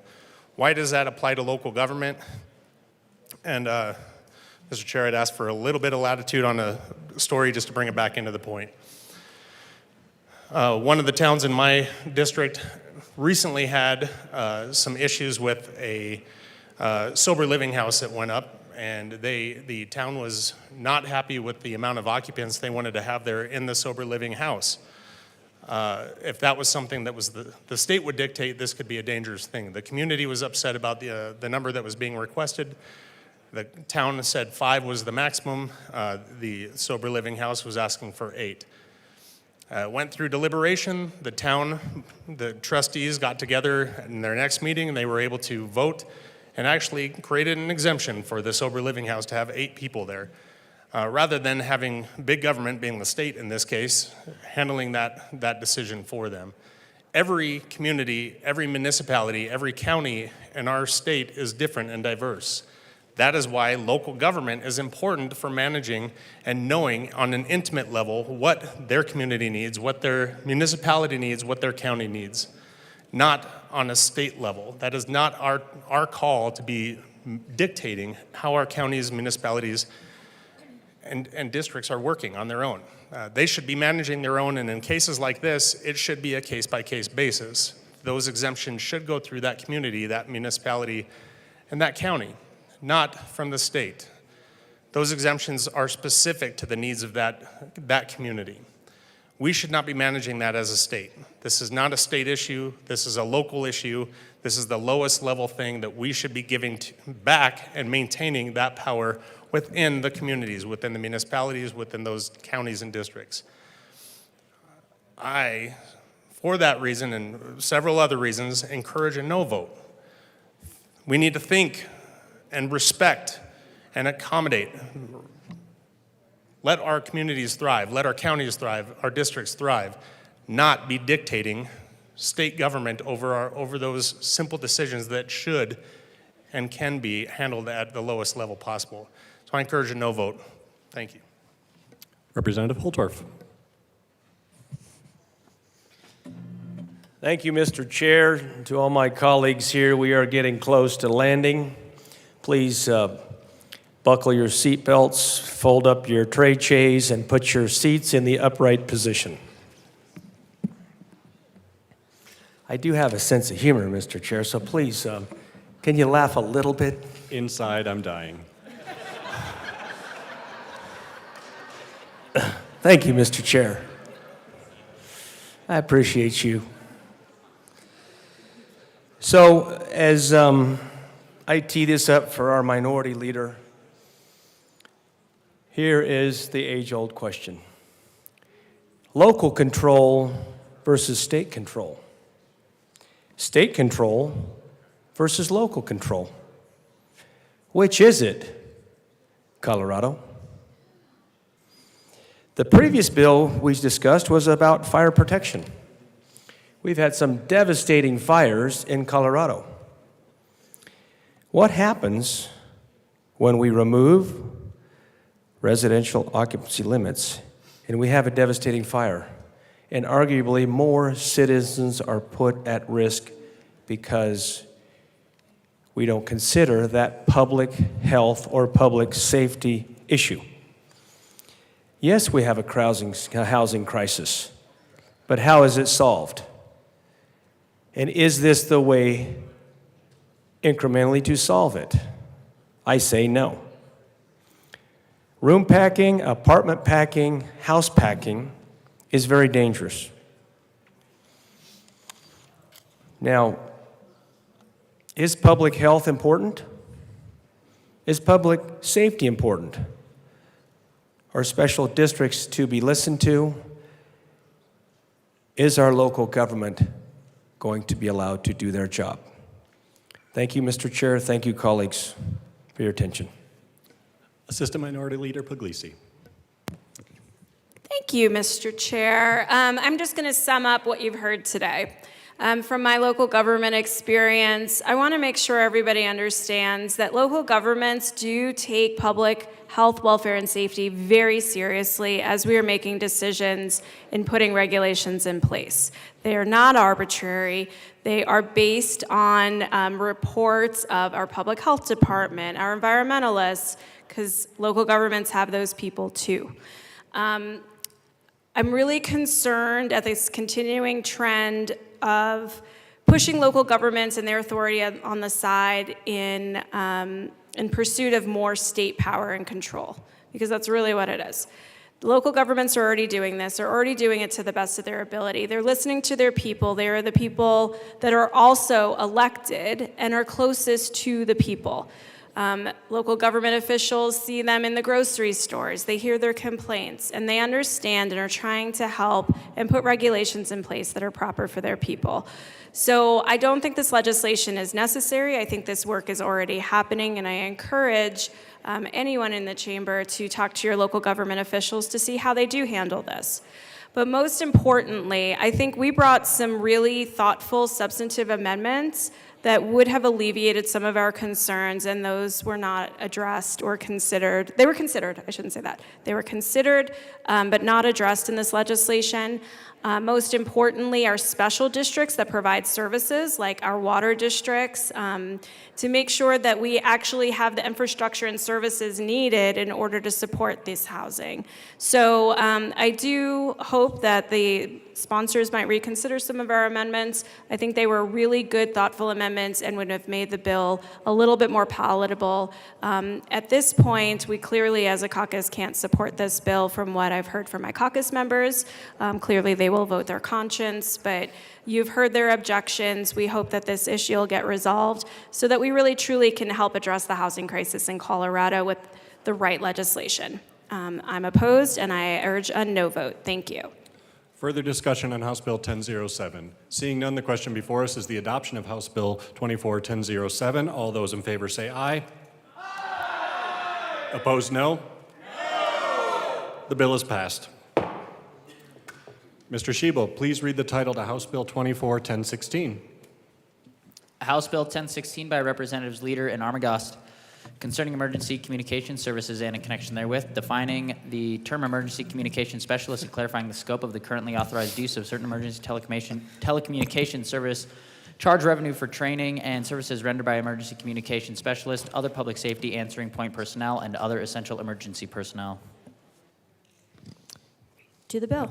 Representative Leader. Thank you, Madam Chair. I move House Bill 241016. Now to the bill.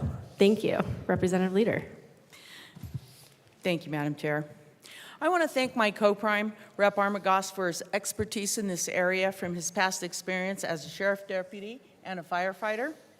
911 professionals are an essential part of the public safety infrastructure.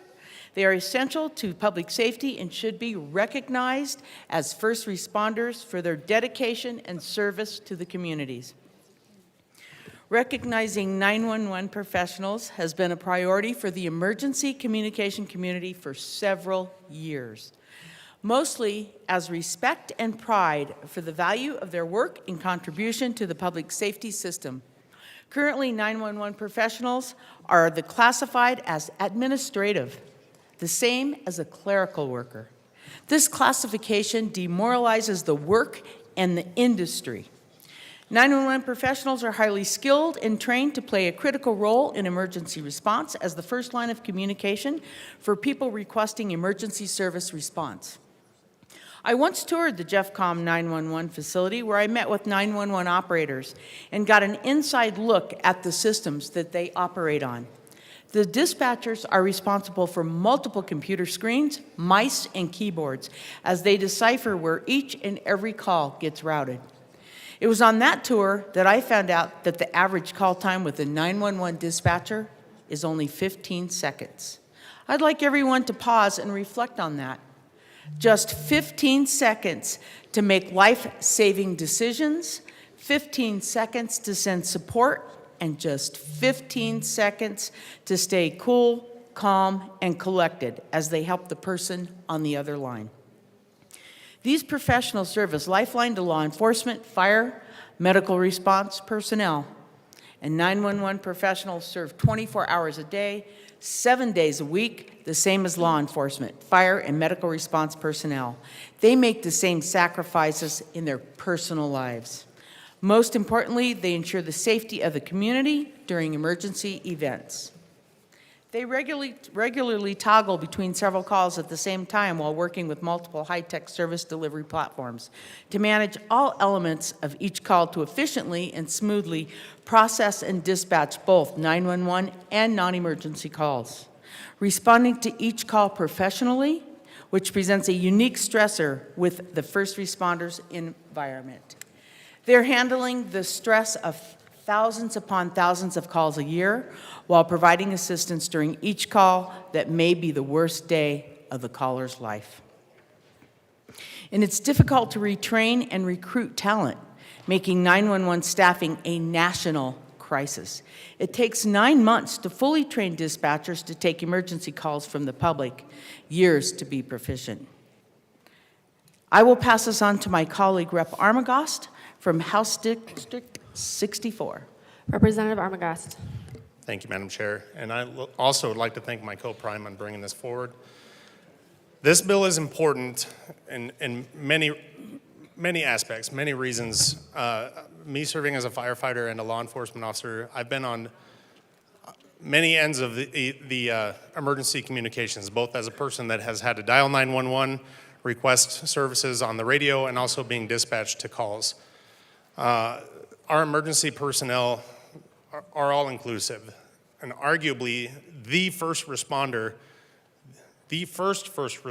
is the emergency dispatcher. They're the calm voice on the other end of the phone when somebody has an emergency or crisis. They are the person that dispatches the proper resources, whether it be fire, police, medical, social worker, anything that may be needed at any given scene, any given time.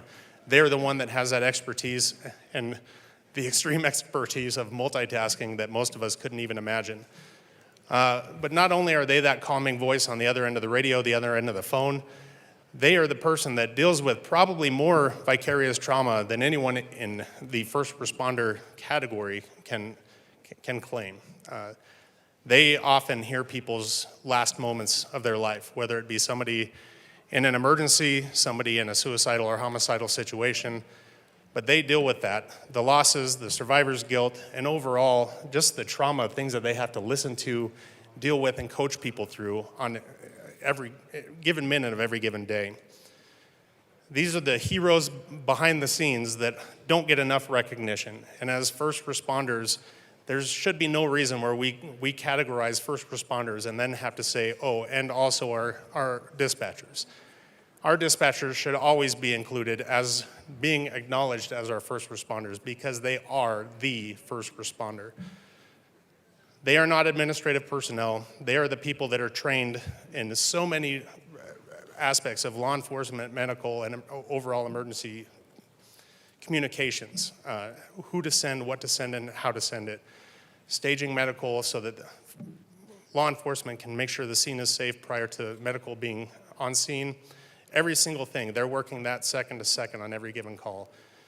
This is a simple bill that helps them be recognized as our first responders and gives them the much deserved recognition that they deserve throughout our country, but at least in our state of Colorado. So I would encourage a yes vote on this bill, and thank you.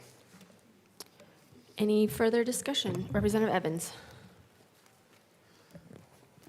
Thank you, Madam Chair, and I also rise in strong support of this bill. There was some discussion between myself and my colleague about who would get to be the co-prime, and he won that game of rock, paper, scissors.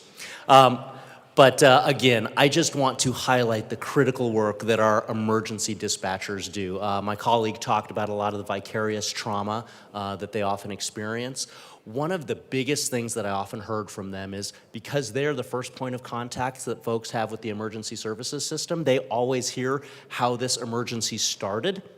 But when paramedics or firefighters or law enforcement arrive on scene, usually that's the point where the dispatcher hears the person say, oh, good, the cops are here, the firefighters are here, the paramedics are here, and then they hang up with the dispatchers. The dispatchers very seldom get to know how these emergency situations ended. They hear all of the terrible stuff, but they never get the resolution. And so a bill like this that recognizes their status as that first responder is incredibly important to being able to give them the morale boost and the recognition that they need as they work every day to keep us safe. And so I rise in strong support of this bill, and I would urge an aye vote. Is there any further discussion? Seeing none, the question before us is the passage of House Bill 1016. All those in favor say aye. Those opposed, no. The ayes have it. House Bill 1016 passes. Thank you. Mr. Shi will please read the title of House Bill 1058. House Bill 1058 by Representatives Kipp and Soper, also Senators Baisley and Priola, concerning protecting the privacy of individuals' biological data and in connection therewith, protecting the privacy of neutral data and expanding the scope of the Colorado Privacy Act accordingly. Representative Kipp. Thank you. I move HB 1058 and the committee report. To the committee report. So we were in Judiciary Committee, and we brought an amendment that we've been working on to make sure that we adjust the definitions to get closer to what people think is important without compromising the integrity of the bill. Any further discussion on the Judiciary Committee report? Seeing none, the question before us is the adoption of the Judiciary Committee report. Those in favor say aye. Aye. Opposed, no. The Judiciary Committee report passes. It's a little preemptive. To the bill. Representative Kipp. Thank you, Madam Chair. 1058 is actually my most interesting bill of session. So, you know, if you want to pay attention to one bill I'm doing, this is the one, because it actually kind of involves something that's sort of in the sci-fi world. Well, we thought it was a sci-fi world, except it's for real now. So this bill was brought to me by my constituent, Dr. A neurologist over there in the corner. We're not allowed to say names on the floor, or I would, but over there we have my local neurologist, and he introduced me to a man who is the chair of the Neuro Rights Foundation, an international human rights attorney, and others who have been working to ensure that we have privacy of thought.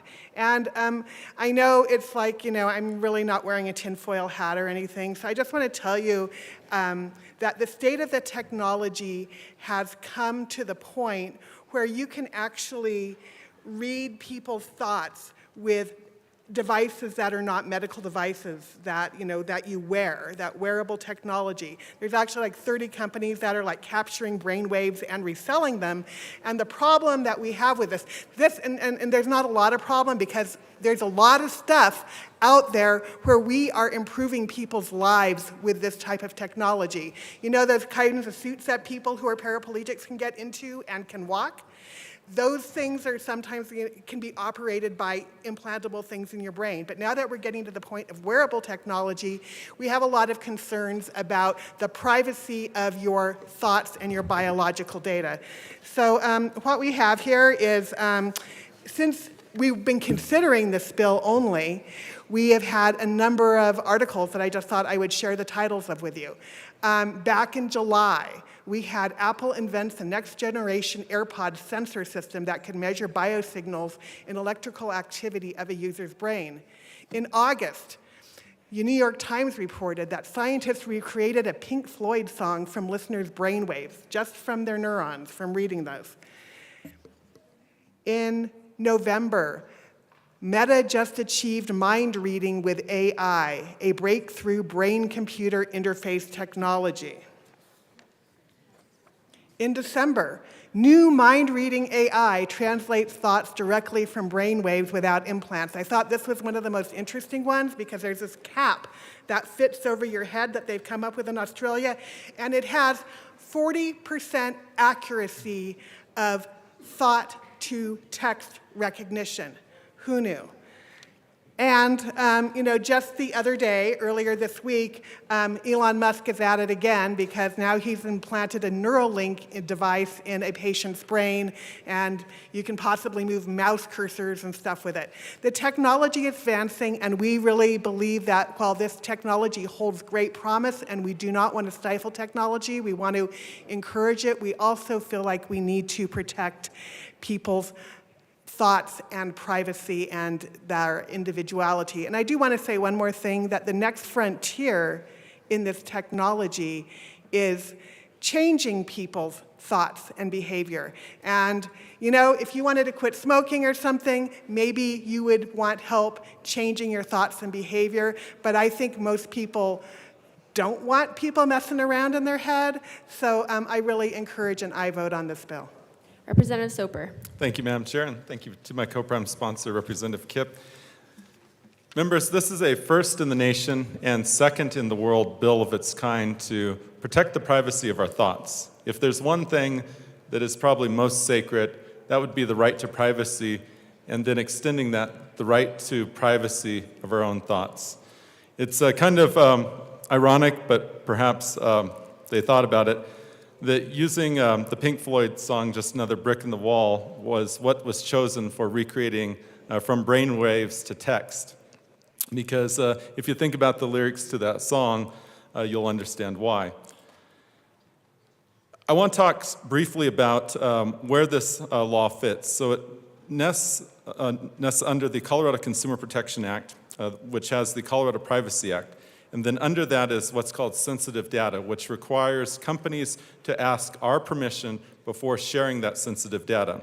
And then we've changed and added two definitions. One is for biological data, and the other one is for neurodata, and that's what we included in the committee report.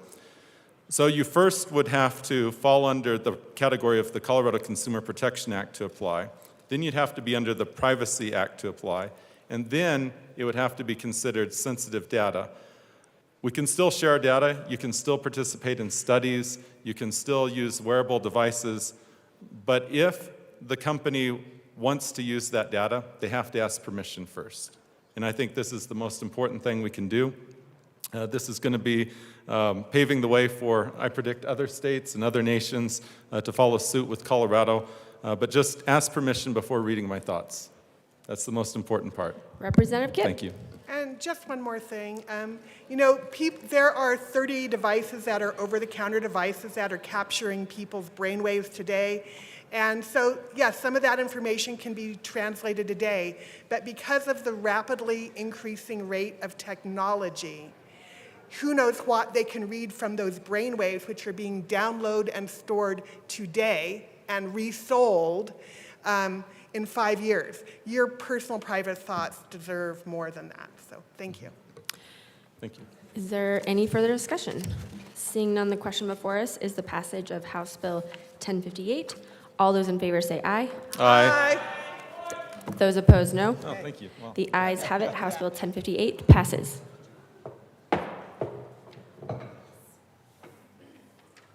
Mr. Shebel, please read the title of House Bill 1146.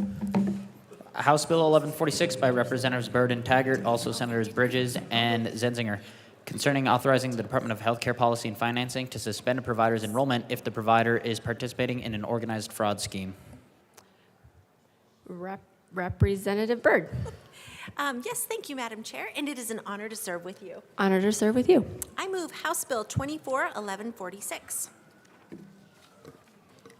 Is there a committee report?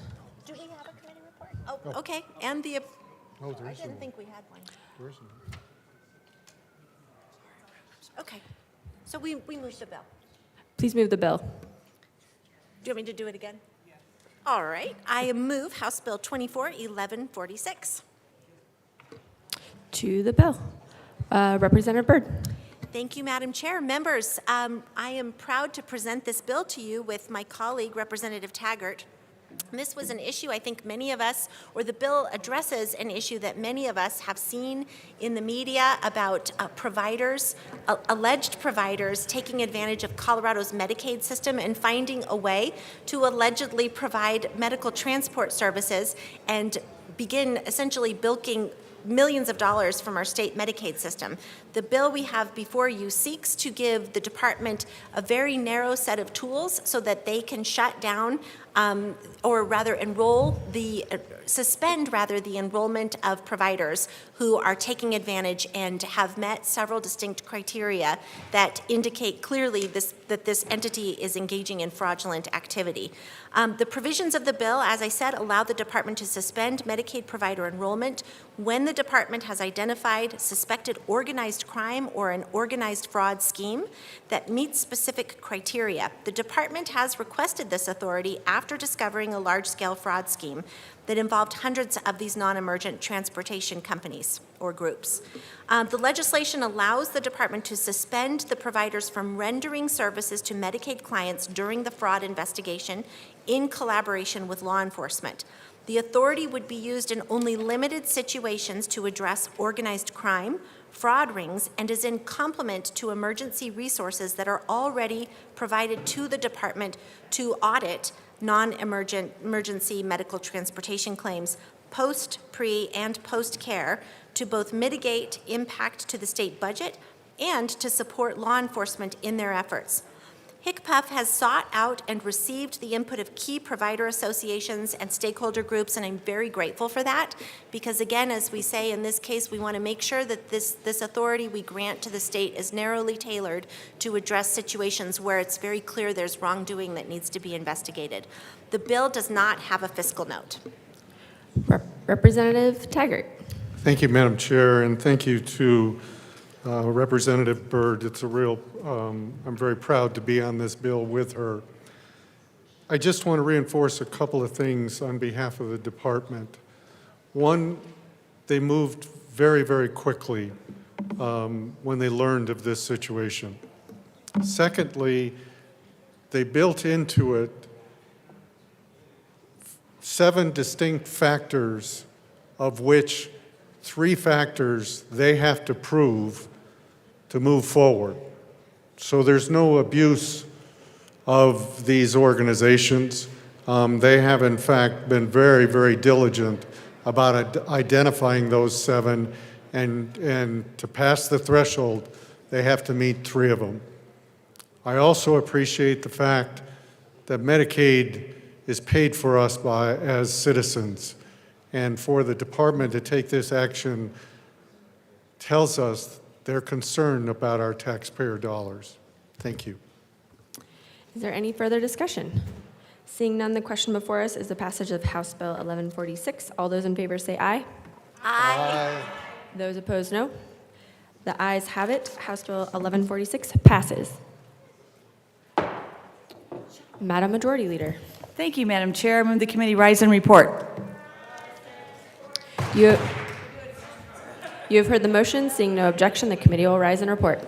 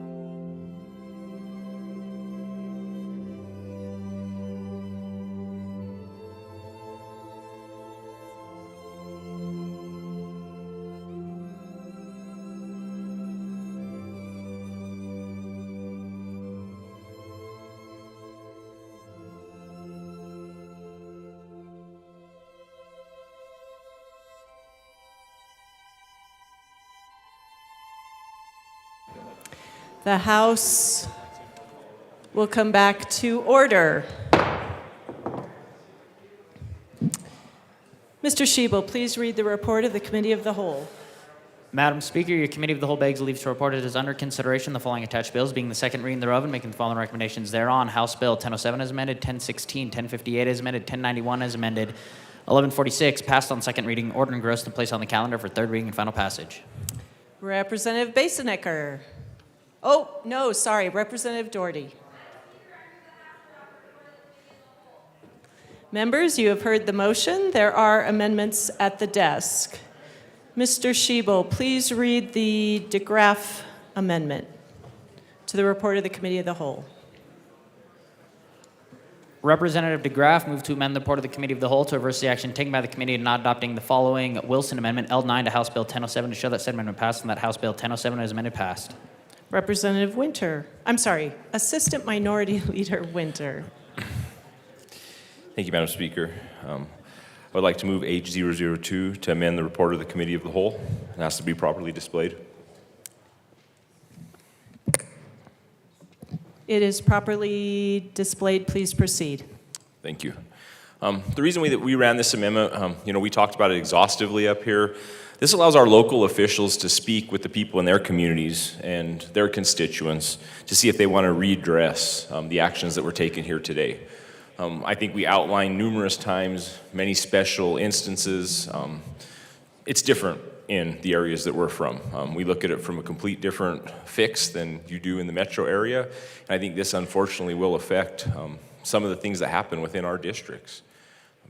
We spoke to it numerous times, and I think that having this ability for our constituents to be able to have this petition, to be able to come back to the state and be able to try to correct some of the things that happen here today, I think that's important. So I would urge an aye vote on this amendment. Thank you.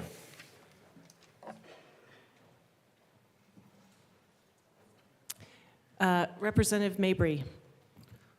Members, because the housing crisis is so urgent, we urge a no vote. Seeing no further discussion, the question before us is the adoption of the DeGraff Amendment, the report of the Committee of the Whole. Mr. Schiebel, please open the machine and members proceed to vote. Representative Bockenfeld, how do you vote?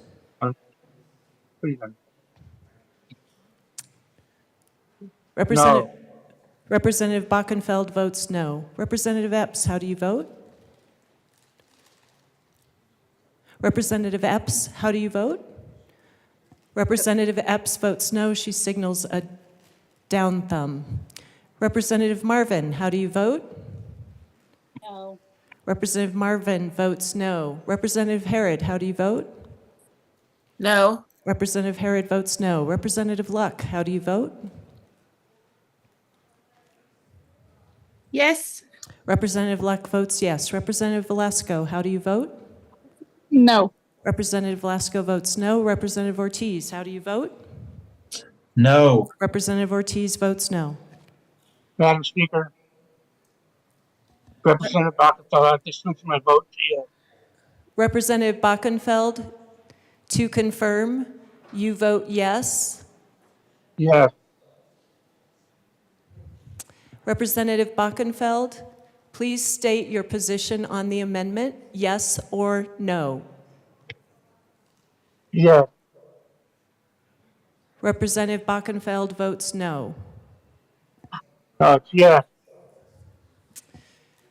Representative Bockenfeld, I'm going to ask again to confirm. Do you please vote on the amendment, yes or no? On Amendment HB 1007.002, I vote yes. Representative Bockenfeld, I apologize, I did not understand. Please just say yes or no on the DeGraff amendment. Yes. Representative Bockenfeld votes yes. Please close the machine. With 19 aye, 39 no, and 7 excused, the amendment fails. Mr. Schiebel, please read the first Wilson amendment to the Committee of the Whole report. Representative Wilson moved to amend the report of the Committee of the Whole to reverse the action taken by the committee in not adopting the following Wilson Amendment L6 to House Bill 1007 to show that said amendment passed, that House Bill 1007 as amended passed. Representative Wilson. Madam Speaker, I move that, actually, I withdraw this amendment. The amendment is withdrawn. Mr. Schiebel, please read the second Wilson Amendment to the Committee of the Whole report. Representative Wilson moved to amend the report of the Committee of the Whole to reverse the action taken by the committee in not adopting the following Wilson Amendment L7 to House Bill 1007 to show that said amendment passed, and that House Bill 1007 as amended passed. Representative Wilson. Thank you, Madam Speaker. I move that Amendment H004 be properly displayed.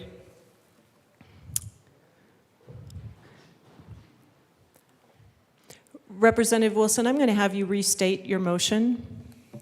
My apologies. I move Amendment H004 and ask that it properly be displayed. Thank you. It is properly displayed. Please proceed. Thank you.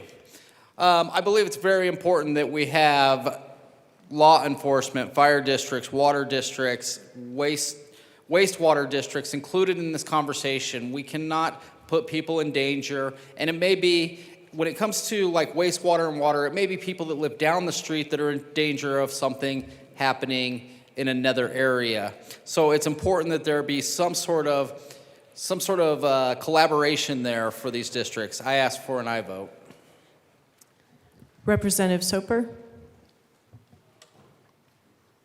Thank you, Madam Speaker. I also rise in support of this amendment.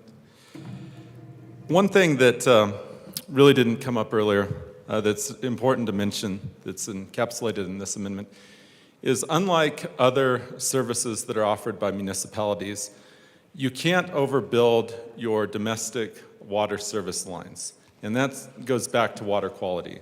Otherwise, water gets stagnant. There's the possibility of different membranes growing as well.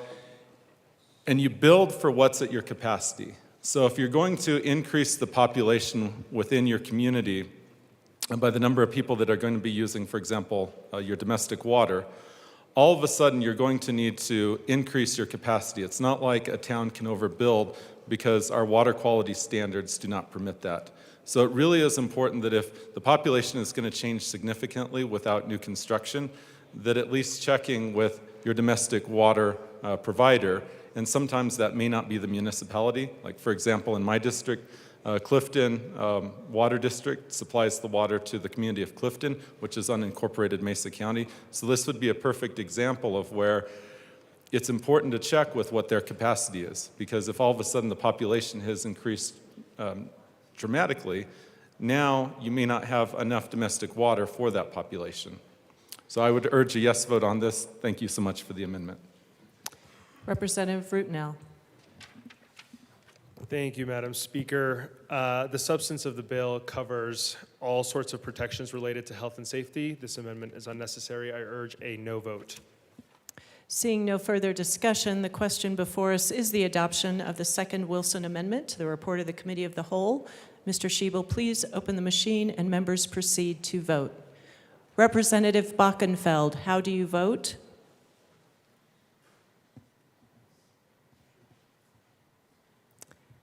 Representative Bockenfeld, we will come back to you. Representative Epps, how do you vote? No. Representative Epps votes no. Representative Marvin, how do you vote? No. Representative Marvin votes no. Representative Herod, how do you vote? No. Representative Herod votes no. Representative Luck, how do you vote? Yes. Representative Luck votes yes. Representative Velasco, how do you vote? I need your help. No. Representative Velasco votes no. Representative Ortiz, how do you vote? No. Representative Ortiz votes no. Representative Bockenfeld, how do you vote? Yes. Representative Bockenfeld votes no. Yes. I'm sorry. Representative Bockenfeld, you are recorded as a yes. Thank you.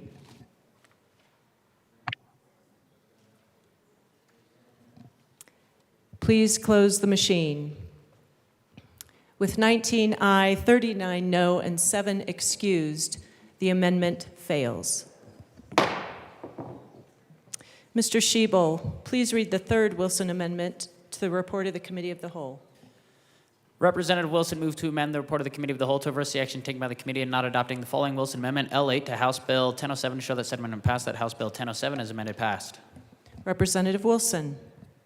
Madam Speaker, I'd like to withdraw this amendment. The amendment is withdrawn. Mr. Shebel, please read the fourth Wilson Amendment to the Committee of the Whole report. Representative Wilson moved to amend the report of the Committee of the Whole to reverse the action taken by the committee in not adopting the following Wilson Amendment L9 to House Bill 1007 to show that said amendment passed, that House Bill 1007 is amended passed. Representative Wilson. Madam Speaker, I ask that this amendment be withdrawn also. The amendment is withdrawn. Seeing no further amendments, the question before us is the adoption of the Committee of the Whole report. Mr. Shebel, please open the machines and members proceed to vote. Representative Bockenfeld, how do you vote? Yes. Representative Bockenfeld, can you repeat that? Yes. Representative Bockenfeld, I am sorry, I'm having a hard time hearing. Was that a yes? Yes. Representative Bockenfeld votes yes. Representative Epps, how do you vote? No. Representative Epps votes no. Representative Marvin, how do you vote? Yes. Representative Marvin votes yes. Representative Harrod, how do you vote? Yes. Representative Harrod votes yes. Representative Luck, how do you vote? No. Representative Luck votes no. Representative Velasco, how do you vote? Yes. Representative Velasco votes yes. Representative Ortiz, how do you vote? Yes. Representative Ortiz votes yes. Please close the machine. With 40 aye, 18 no, and 7 excused, the report of the Committee of the Whole is adopted. Madam Majority Leader. Madam Speaker, I move to lay over the balance of the calendar to Monday, February 5th at 2024. Seeing no objection, the balance of the calendar will be laid over until Monday, February 5th, 2024.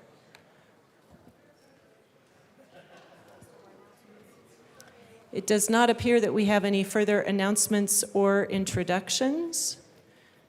Madam Majority Leader. Madam Speaker, I move that the House stand in recess until later today. Seeing no objection, the House will stand in recess until later today.